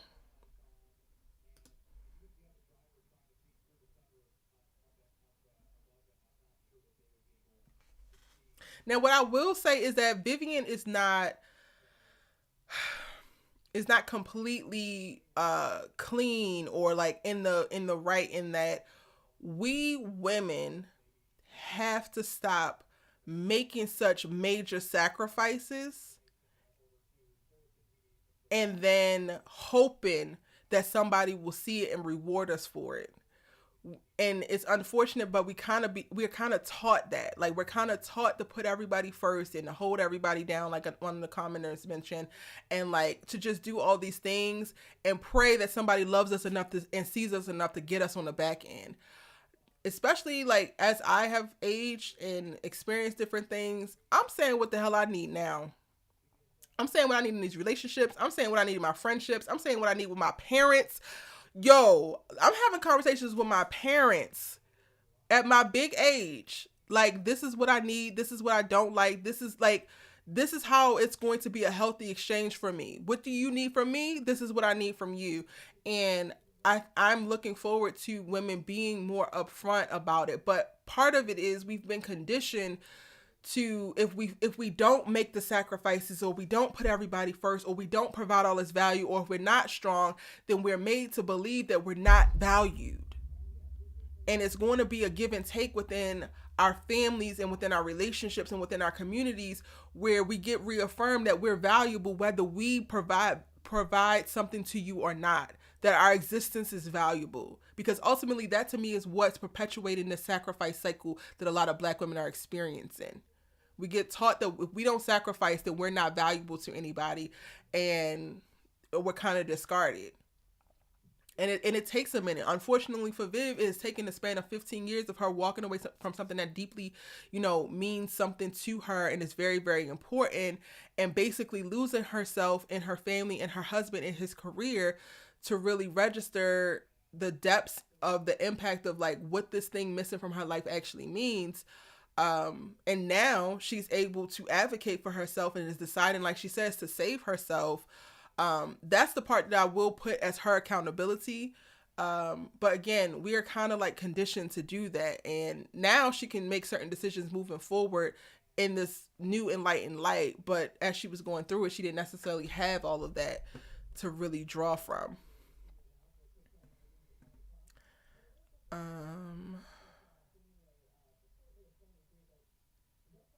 Imagine if Phil and Reed build a friendship. Hello, you better go down to that damn art gallery and see if Reed teaching classes on art appreciation.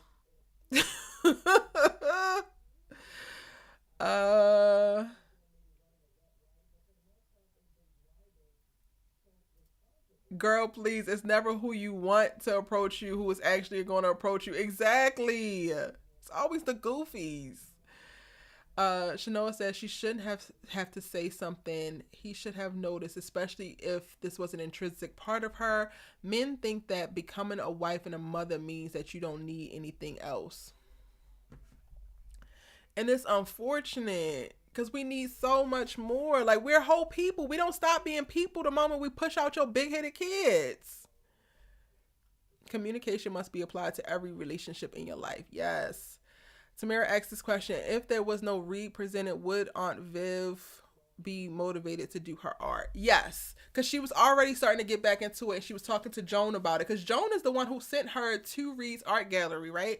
So she was already feeling this itch and this need. I think that Reed is expediting the tension within the relationship surrounding his lack of viewing her art.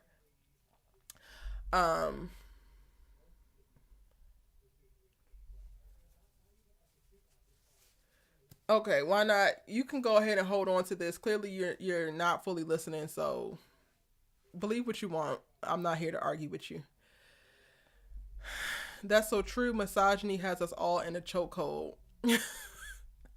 It's so unfortunate. I was literally today, like, one of my homeboys, it's like, you better make sure that you're out here intentionally praying for your partner, Erica, like the same way that you do over your business and your friends and all of the things that really matter to you. You need to be praying over your partner.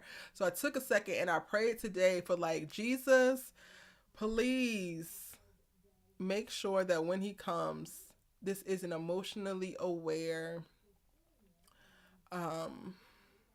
self-aware, non-misogynistic, I really just want a man who is like very comfortable, one, with feelings and emotions, two, with communication, and then three, with seeing the issues that have arisen by way of our society and how we pedestalize men and how sometimes men get away with the bare minimum.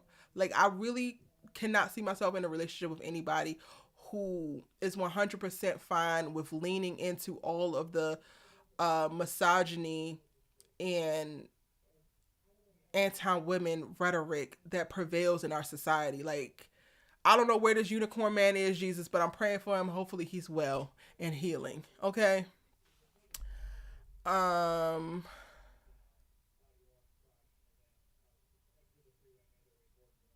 that's in the vows, baby. Phil lost his mission somewhere along the way. Yes. Tink says, and it's about consistency. If you are attentive in the beginning, don't stop just because we're together. Don't stop. Please. Don't stop. As much support that she shows Phil, it should be reciprocated. Hello. Hello. Yes, and with that said, let me go ahead and pull up this trailer now because we are pushing 2 hours, y'all. But this episode was really good and it gave us so much to talk about. Like, so much.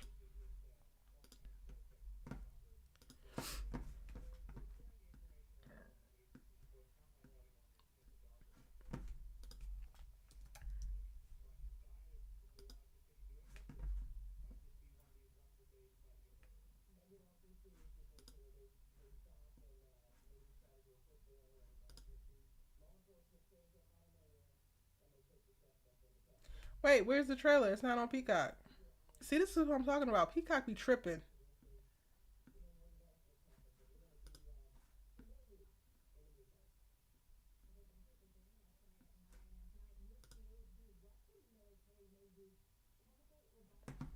Where's the trailer, y'all?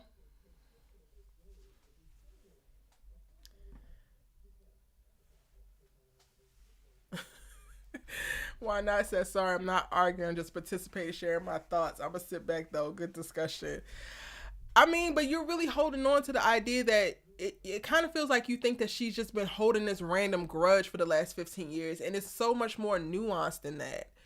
It's us being in relationships. Sometimes we think things are going to get better. We set certain goals and benchmarks for the relationship, right? Like, if he was just a lawyer and trying to make judge, if he was, just a regular circuit court judge and was trying to be like a Supreme State judge or something like that, or climb certain levels, and they have certain things within their family, and then they are having kids, like one kid after the next kid, and they're setting benchmarks for their family.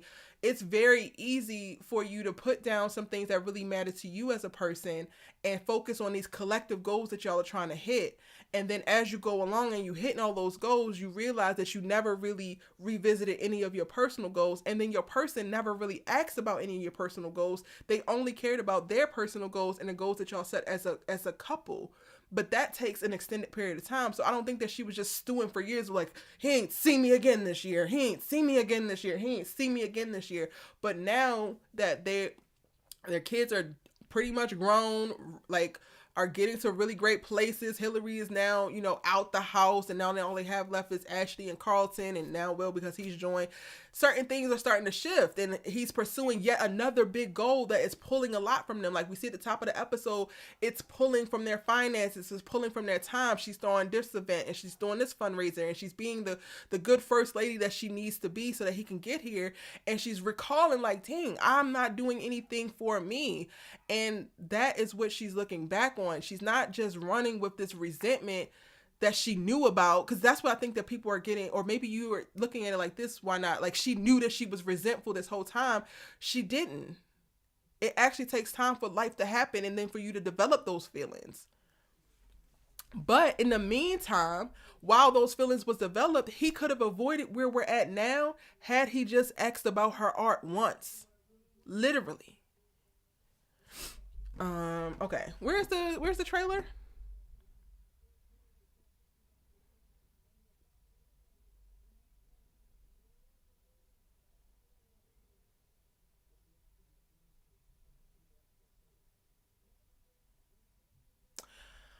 Kofi says, Erica, do you think we as men should try to press more when our significant others to express their true feelings. I'm secure enough to admit I've been Uncle Phil in a situation not fun. Yes. Yes. Yes. Yes. Yes. Yes. Hell yes. I'm this way not only with my romantic partners, but with my friends, with my family. I'm also a Cancer. I'm very emotional. I care about emotions and feelings and all of that. So I innately want to know. If I feel like something is off, I'm going to continue to inquire. I love when the people who love me don't let me just leave with I'm fine or I'm good. I love when they ask follow-up questions. I love when they make the effort to just know more. Because for me, I sometimes feel like everybody got things going on. I'm not trying to burden anybody with my right? So if somebody comes to me and they're like, nah, like tell me what's really going on, then I feel more willing to like really release or really be vulnerable because you created a safe space to do so. So often it's very hard to distinguish in this world how much of people's intentions or communication when it's like, how are you, is actually genuine, or it's actually like they really want to know how you are. So many people don't really care how you are. So I think that persisting and being intuitive and intentional with the people that you love and paying attention to certain things about their personality and their likes and their dislikes and being able to interact with them on a level where you're considering those things is vital, and it will change every single one of your relationships, whether it's romantic or familial.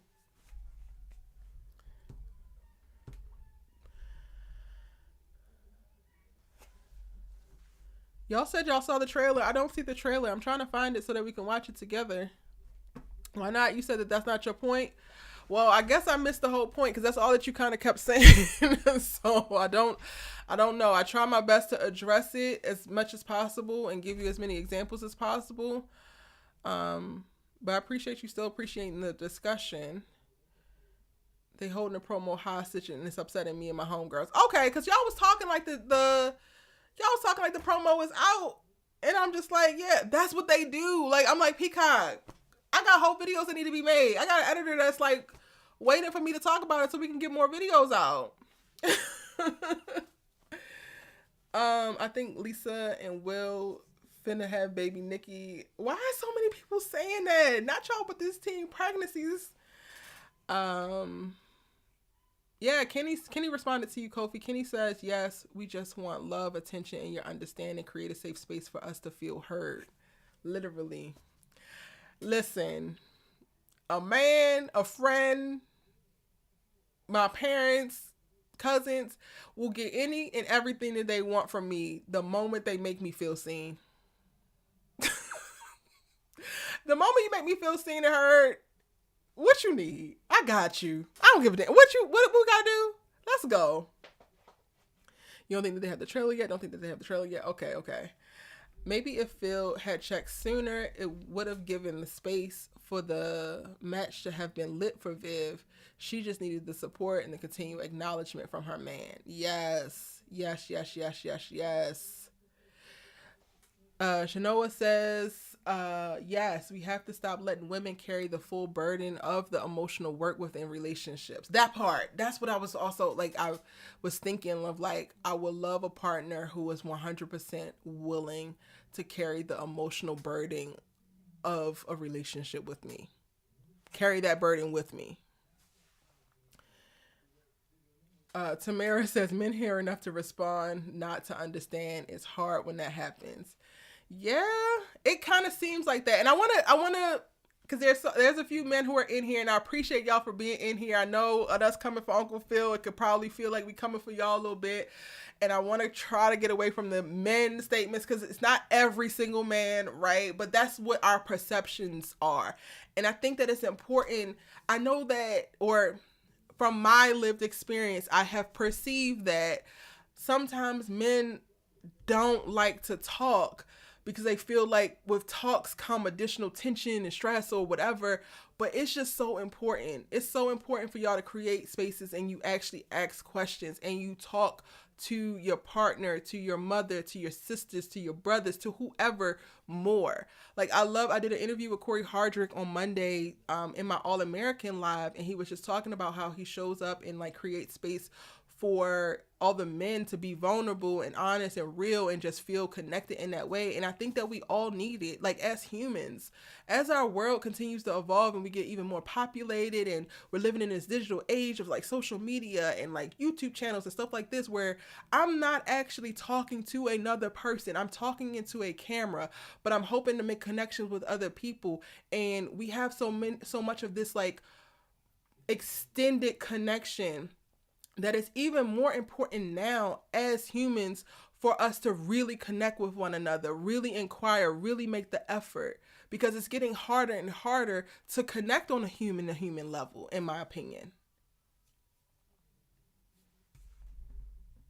What we need from you is understanding. I can't sing, y'all, but yes, can we communicate? Yes! Go ahead, say that. Alexa, play, I don't know the name of it. What I need from you. Please.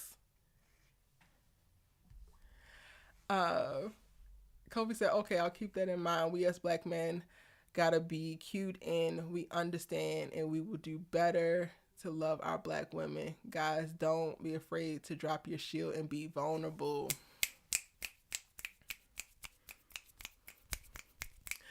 All day. Listen. Yes. Please. Kofi, yes. To all of what you're saying. And shout out to you for sticking it out and having this conversation. I really, really appreciate it. Because a lot of men won't.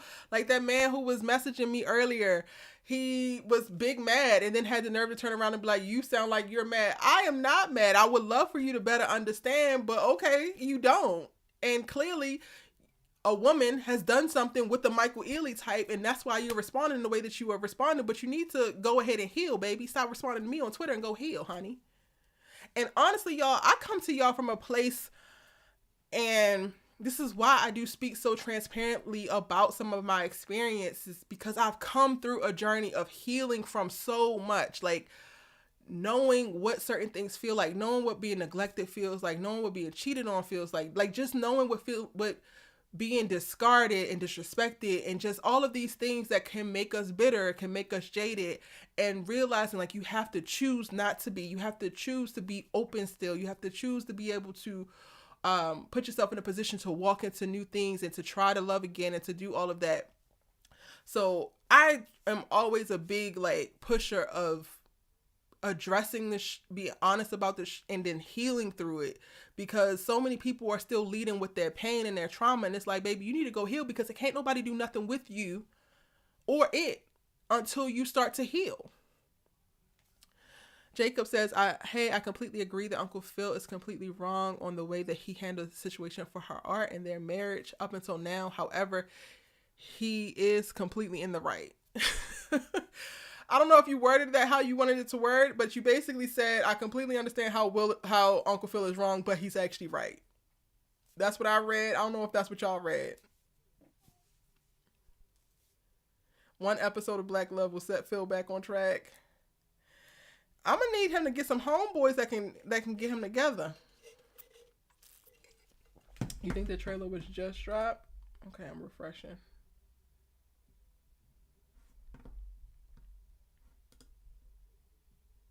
Nope, I'm still not seeing it.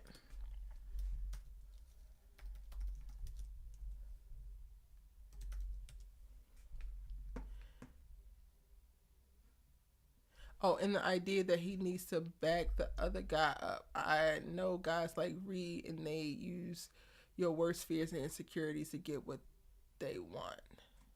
So do y'all really believe that it's inevitable for Reed to get what he wants and Vivian has no choice in the matter at all? Because that's what it feels like y'all are saying.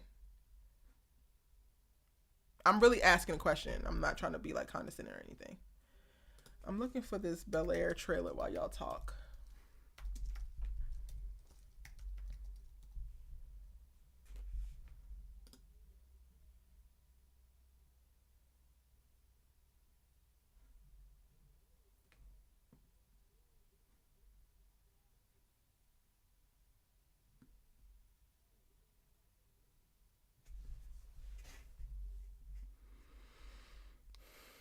Fun fact, vulnerability is sexy as hell. Yes, don't have me out here just being in my feelings on my own. Come see me because you know you trust me enough to be vulnerable as well.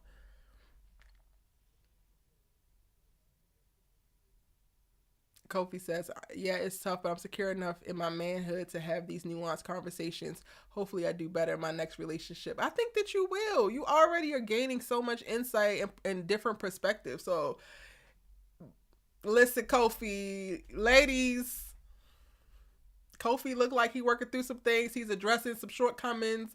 He's realizing what worked, what didn't work. He is healing. He's willing and ready to have real ass conversation, radical honesty. She on her way to you, Kofi.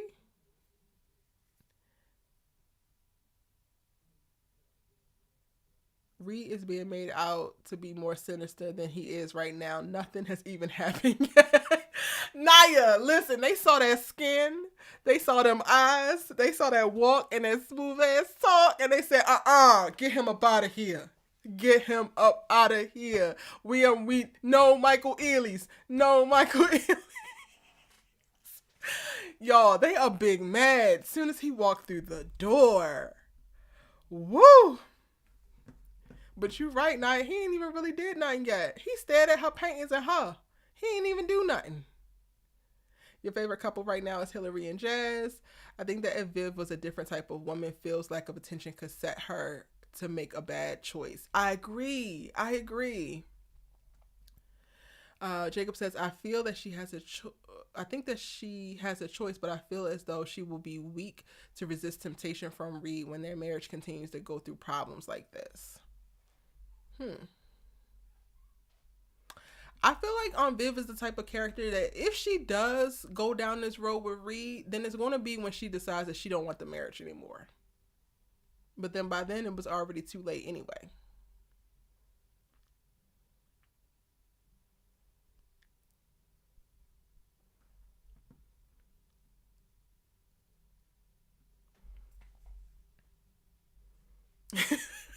Chanel says, right, Naya, he isn't an evil mastermind.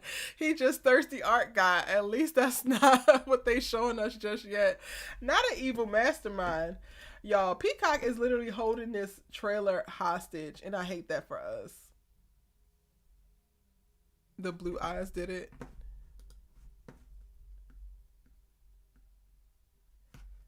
Peacock, why are you doing us like this? Why you got us out here fiending for more content and you just sitting over there cackling, probably looking at us continue searching, watching the Google trend number spike? What is Peacock's Instagram? I didn't check YouTube. I checked the platform. Y'all.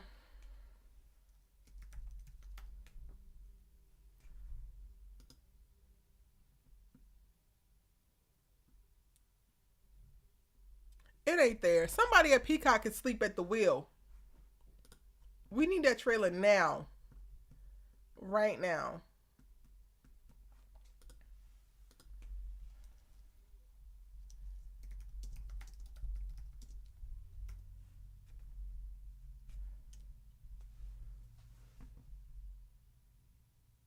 But I will read y'all the synopsis for episode 8. Since we don't got the trailer.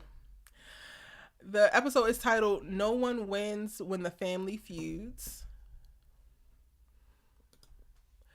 And let me move this over here so I can see.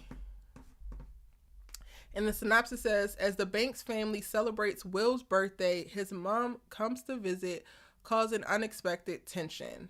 The adults consider whether it's time to tell Will about his father. It's going to be the tears and the deep emotions in this episode for me. Not them having this big old secret about Will's daddy and they in the kitchen whispering and whatnot about whether to reveal to him information that he needs to know about his father. it's not Vi and Viv going at it over Will's affections and Vi trying to figure out if she still means that much to Will, even though, girl, yes, you his mama, you do not need to do too much, but she coming into this new world and she don't like how much money he got and his new friends, and hopefully she like Lisa Child. We gonna see. It's gonna be so much drama. Oh, it's gonna be so much drama and I cannot wait. Ready to burn that man at the stake. Sheesh. The blue eyes did it. He the blue eyes devil in they mind. Kobe says the blue eyes smooth operator can't be mad. I wish I had his charisma. Practice. That's one thing that I have learned as I have gone through relationships and navigated certain things. Even in this influencer, YouTuber, whatever this life is that I'm living right now. Practice the things that you feel like you aren't good at, the things that you feel like you need to work on or you wish that you had that you see somebody else having. Practice it. Like a year ago, I don't think I was this grounded on lives. I was so anxious and nervous and I was so concerned with like, are people going to judge me? And just all of these things that start to circulate. And it takes like doing the thing, honestly. Charisma takes practice. Confidence takes practice. If you really want it, practice it. Mirror the things that you're seeing from the good examples that you like. Uncle Phil just needs to take this L and flip it into learning, listening, and loving. Hello. Jacob says that's true. Good point. But then you can see why Uncle Phil is trying to take care of the situation now before it gets close to it. It's irreparable. Okay, so I'm so glad that you said this, Jacob. Shout out to you. I'm gonna read his statement again. So you said that that's true, but then you can see why Uncle Phil is trying to take care of the situation with Reed before they get too close and it's not repairable. I understand that, but my whole point is Phil's only way of fighting Reed and what's coming to the table by way of his introduction of his interest in Vivian in her art is not him popping up and running down Reed's whole facts. It's not him popping up and questioning if Vivian wants to go to bed with this man. It's him getting involved in her art. It's him creating a space for her to be creatively free and supporting the hell out of that. He is too busy seeing this physical man and fighting the battle that he thinks that he needs to fight when she's not even physically worried about him or attracted to him in that way. When he needs to be trying to occupy the space that he currently is occupying for her, which is creative support and cheerleading. That is why I said he needs to get into her art. He needs to be looking at what she's painting. He needs to be asking questions. He needs to start to pay more attention to her and less attention to him, because he's fighting a losing battle trying to go head up with Reed because he's already winning the damn race in her mind, because she's doing what he's doing, the thing that she is looking for. Attention on her creative works. Push for her creatively. He's providing that. He not looking at her trying to say, I'm trying to get you in the bed. He literally is playing on her insecurities when it comes to her art. But Phillip is trying to address potential insecurities when it comes to their relationships and sex. But she ain't even thinking about that. So you fighting a battle where the war it don't even matter. So that's my whole point, Jacob. I'm so glad that you made that note, because I think that that's the thing that a lot of men are missing. If you want to fight for Vivian, if you want to fight Reed, then push him out of the space that he occupies. And don't just think that the space that you don't want him to occupy is the most important space that he's occupying.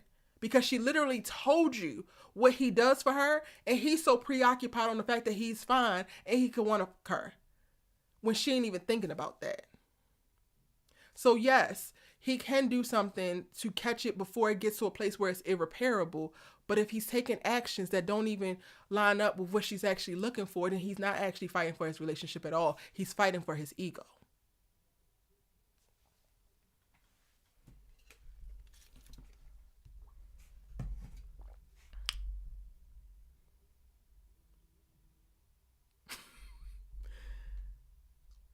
And again, I'm really glad that you posted that because I think a lot of people feel that. So if I was very passionate in delivering that, it wasn't like trying to give you heat. I was just really excited to explain that further. Peacock said there ain't no trailer. Y'all gonna get what we give and you gonna like it. Listen. That's gonna be all kind of good drama. Yes. Yes. Oh, thank you, Tamara. This is the best tribe on YouTube. The tribe are real ones. And Erica, you are the MVP. Oh, thank you. Thank you so very much. I freaking love y'all. I love this talk. Like, I hope y'all can tell by how into it I get that I really do love this. And I love this. Okay, anyway. Now, if we want to talk about lying or lying by omission and withholding necessary information, let's talk about the adults in Will's life lying about that boy with this information with his daddy. Hello? Say that, Naya. We're going to get the why he ain't want me scene, I think. And I'm going to be in tears. Y'all, I'm going to be up. Am I going to go live? I think I might do a live reactions to this episode because I'm going to be crying. I'm just going to be boo-hooing. I ain't even going to hold y'all. I'm going to be in shambles. Period. And maybe I'll go live and let y'all watch me cry. I don't know. It's going to be in the middle of the night because I literally wait up at 2 o'clock in the morning to watch this episode.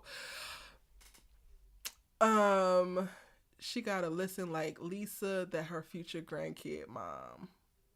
Huh? I'm confused. Did I read that right? She gotta like Lisa, that's her future grandkid mom. Yes! She gotta like her. Even though I don't want them to have no damn baby yet, y'all. Baby Nikki need to hold on. Oh boy, we might get to rehash how come he ain't want me, man. Yes. Will and Lisa are hot. Hey, AJ.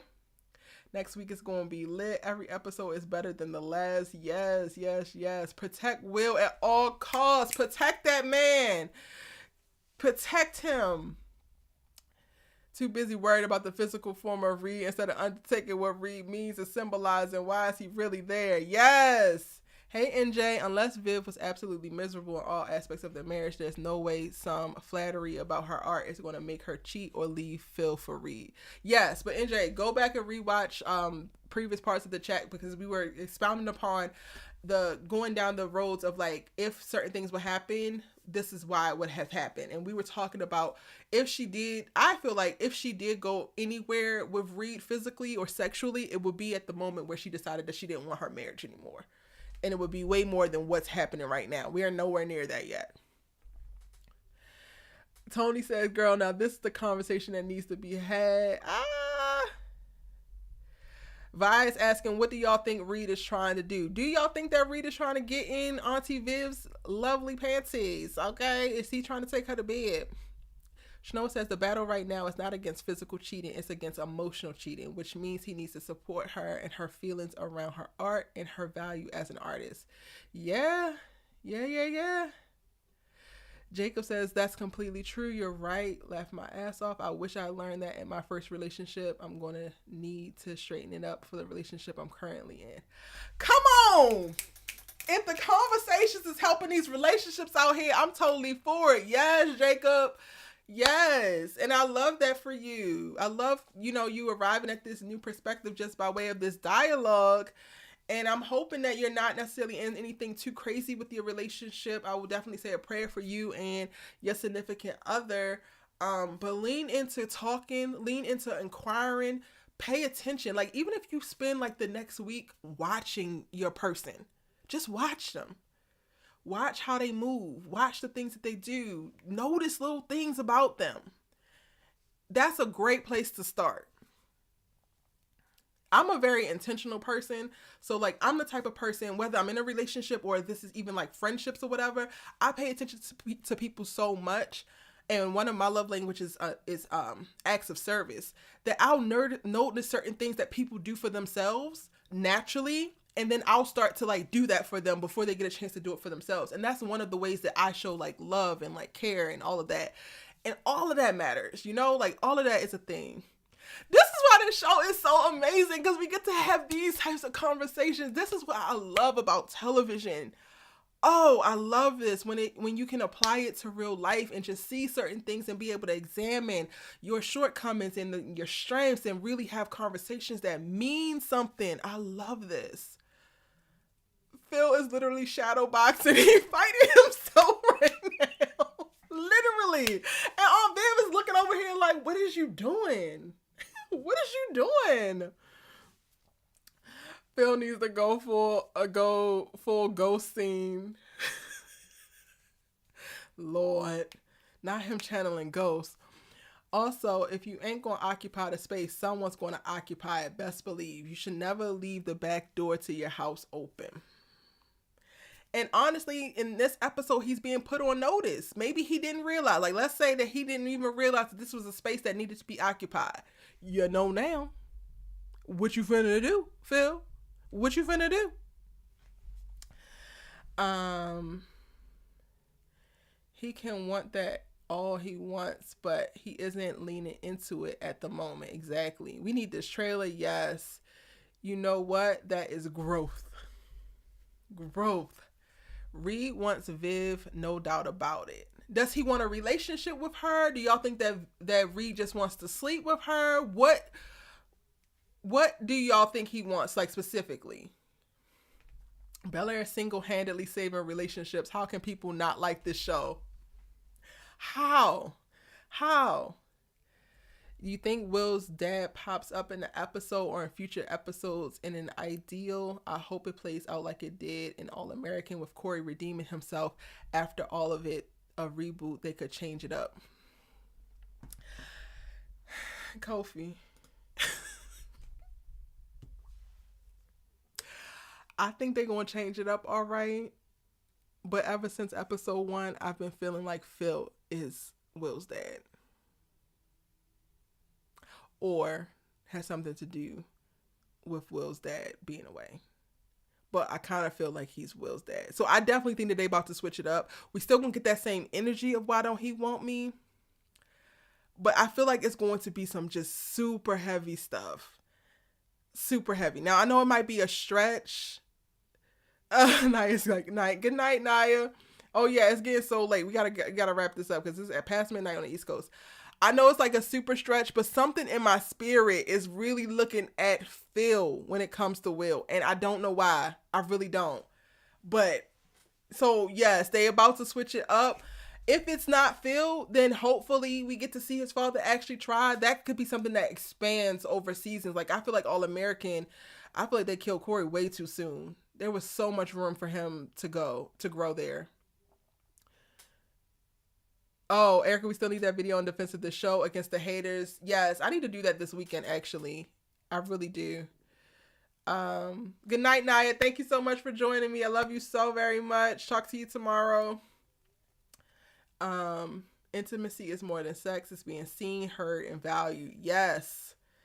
Phil saw how that man was looking at his wife. He isn't a fool. Reed has wanted her for a while. This is longing, not lust. Yes, Phil is giving jealous husband, but he see it.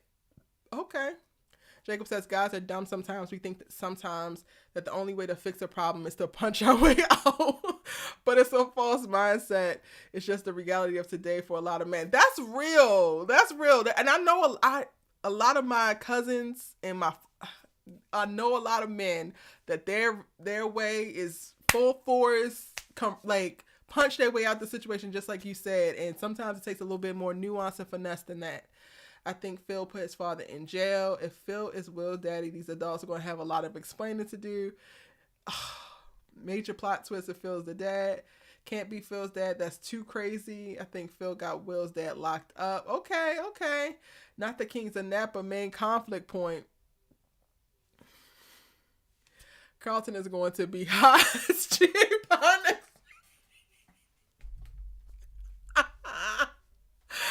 Carlton, sorry for that man, okay?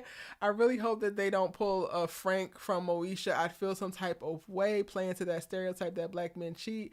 Please let it not be the case. We gonna see. I'm really trying to think of the most outlandish thing because I feel like we're about to be hit with something that's just going to shake us, truly.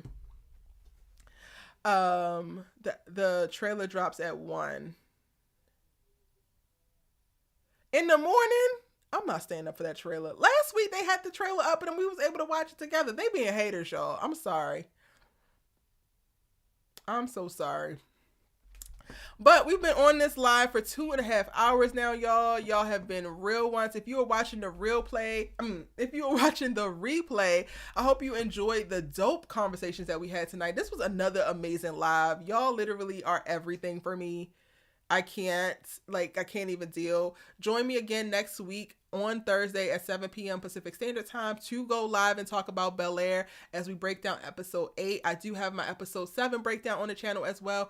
And I'm going to be doing character breakdowns, y'all. I'm going to work to get to a place where I'm dropping new Bel Air videos every day. Probably after episode 8, we'll be in a cadence of doing that for the last 2 episodes and really exploring a lot of the character analysis as well as specific plot points and storylines. So I cannot wait to create additional content for y'all. If you're new and this is your first live, thank you so much for joining me. I hope that you enjoyed it.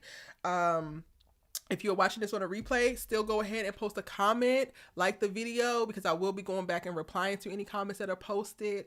Hit that subscribe button and turn on your bell notifications so that you don't miss out when I go live and when I post additional content. I'm breaking down so much amazing television, y'all. Like, I'm going live 3 times a week. Monday is All American. Wednesday is Sisters. Thursday is Bel Air. And then every day there's new breakdowns on all of these amazing shows. I'm breaking down them All American Homecoming, Snowfall, Sisters, Power, all of the powers right now. Power Book 44, Bel Air, of course, Grownish. I'm talking about it all, and I cannot wait to continue to talk about it with y'all. Y'all are really, really amazing. This was a dope conversation, and I'm going to see y'all in my next live. Bye.